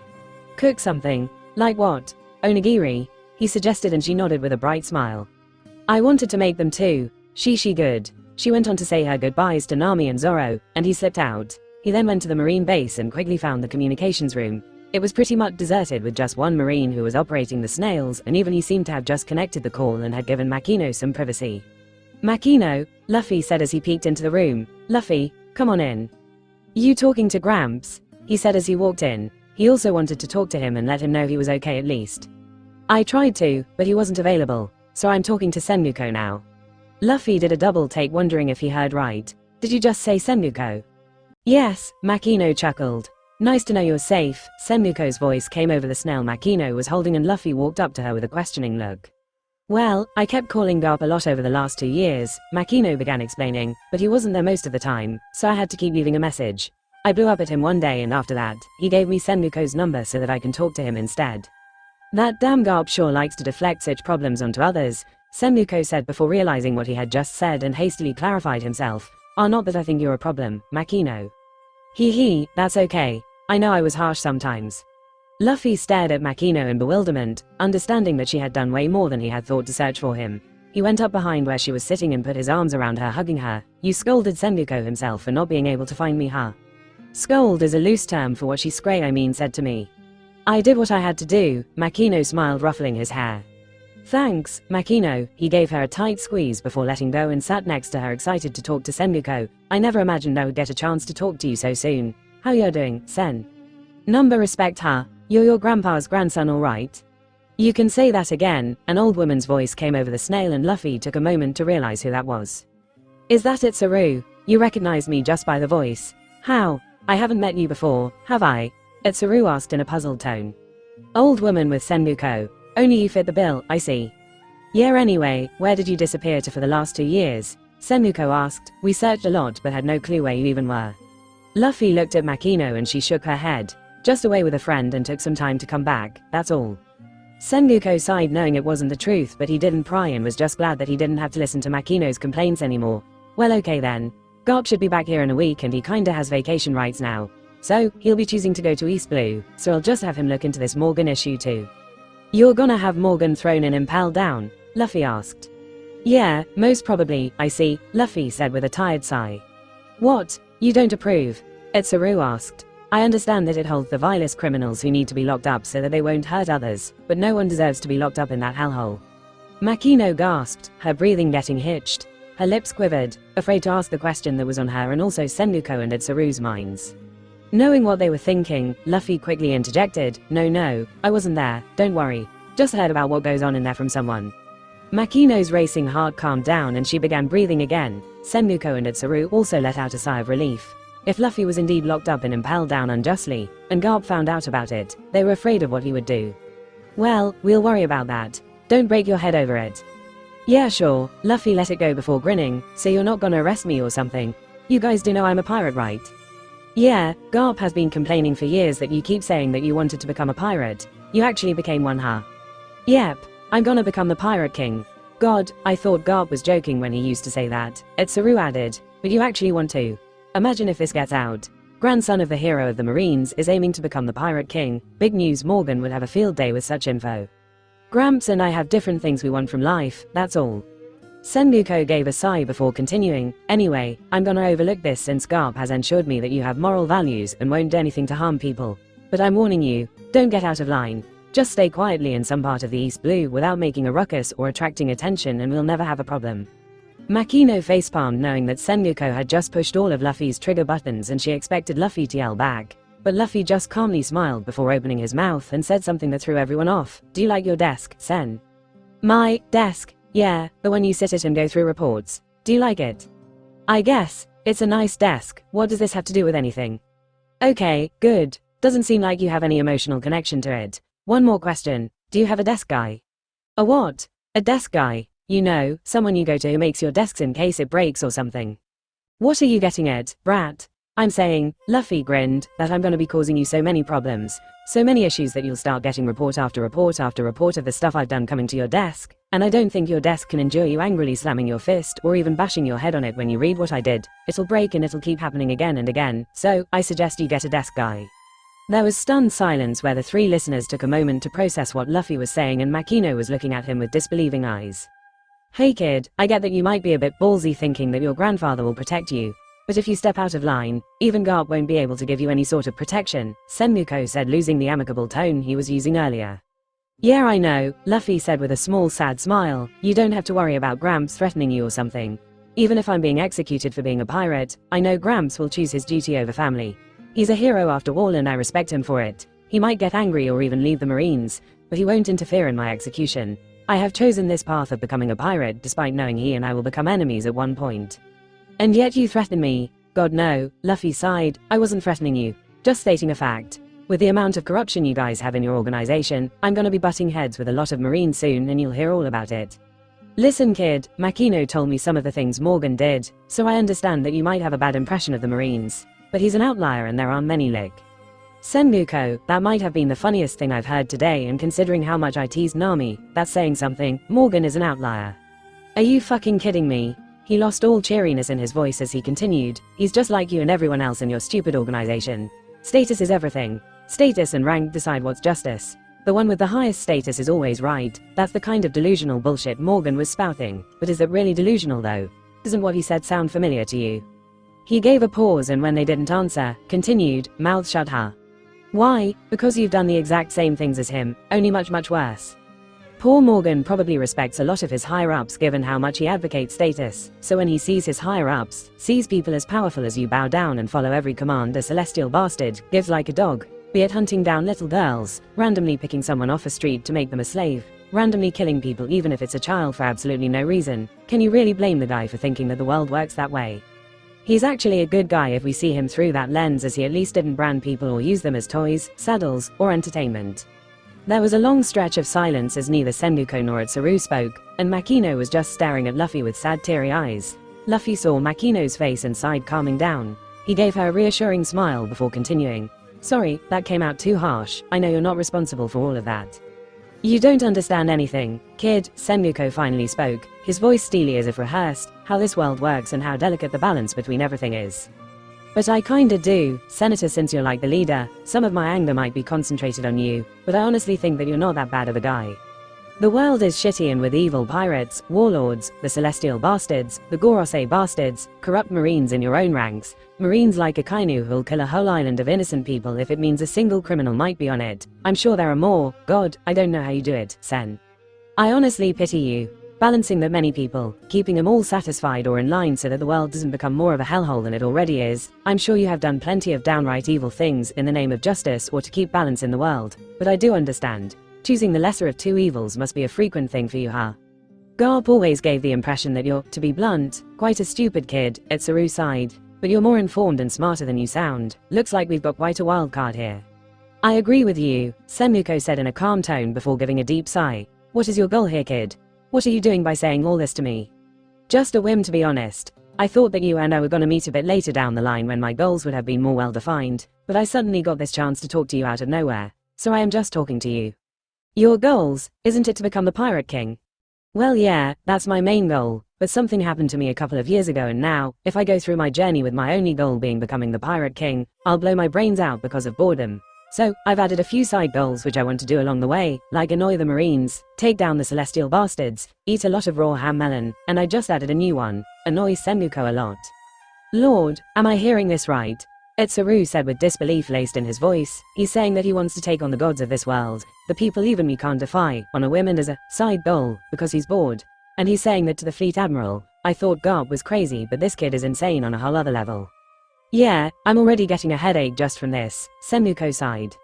It's really nothing personal, guys. I even think we could be friends much later in life, but in the short run, you're gonna resent me. That's all I had to say. And what makes you think we won't send someone right now to take care of you? She, now we're talking. I welcome you to try, Senator. The opponents in East Blue are all so boring, so please send someone strong so that they won't be a disappointment. Unbelievable, Sengoku gave another deep sigh. You do realize that you insulted the Celestial Dragons, told us that you'll take them down. That's more than enough reason for us to have you killed. Celestial bastards, I want to kill them all, Itsuru suddenly interjected. Itsuru, oh come now, Senator, you and I both would jump at the chance to take them down ourselves if we had the chance. She, nice, Itsuru. Sengoku let out another deep sigh, seemingly having had enough of this. We'll talk about this later, Itsuru, and kid, as much as I'd like to send someone after you, you haven't actually done anything yet, other than talk big. If I send someone to kill you now for absolutely no reason, Garp will destroy Marine HQ. Or, Luffy pouted. But I'm watching you, kid. You step too out of line, and I will do something about it, and as you said, if it's justified, even Garp won't interfere. Okay then, I'm looking forward to it. I'm glad we could keep this civil for now at least. Bye, Senator, bye, Itsuru. Say hi to Gramps, and oh, don't forget to get a desk guy. Annoying brat, Karchak. Luffy chuckled as he disconnected the call, happy to have taunted Sengoku, and looked at Makino, who was just gaping at him. What? It's just, Makino muttered, looking like she was unsure of what she wanted to say. She then took a deep breath and composed herself. Let's have a serious talk later, okay? Sure, Luffy nodded and the two got up to leave. Hey Makino, do you know how to make holy water? Holy water? She asked, confused. You boil the hell out of it. PFFD, her mood lifted. Luffy cheered. Alright, let's go. Thank you for everything, Luffy. Kobe yelled as he saluted from the shore of Shellstown. I'll never forget what all you did for me. Bye Kobe. See you on the Grand Line. Luffy waved with both arms as they sailed away. Attention! The other Marines also lined up behind Kobe, saluting them, and many of the townspeople also came to say goodbye. Bye guys, stay safe. Luffy waved goodbye while sitting on the bow of their boat. Never thought I would see Marines saluting pirates, Zoro commented. Yeah, I would never believe it if I wasn't seeing it with my own eyes, Nami added. It's pretty much been like this at every island we've been at, Makino added, without the Marines of course, but you get the gist.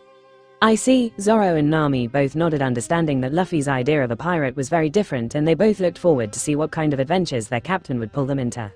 Meanwhile, after waving goodbye to Kobe and the others, Luffy picked up the newspaper he had bought just before he left. There was one particular story which had caught his attention and he read it intently.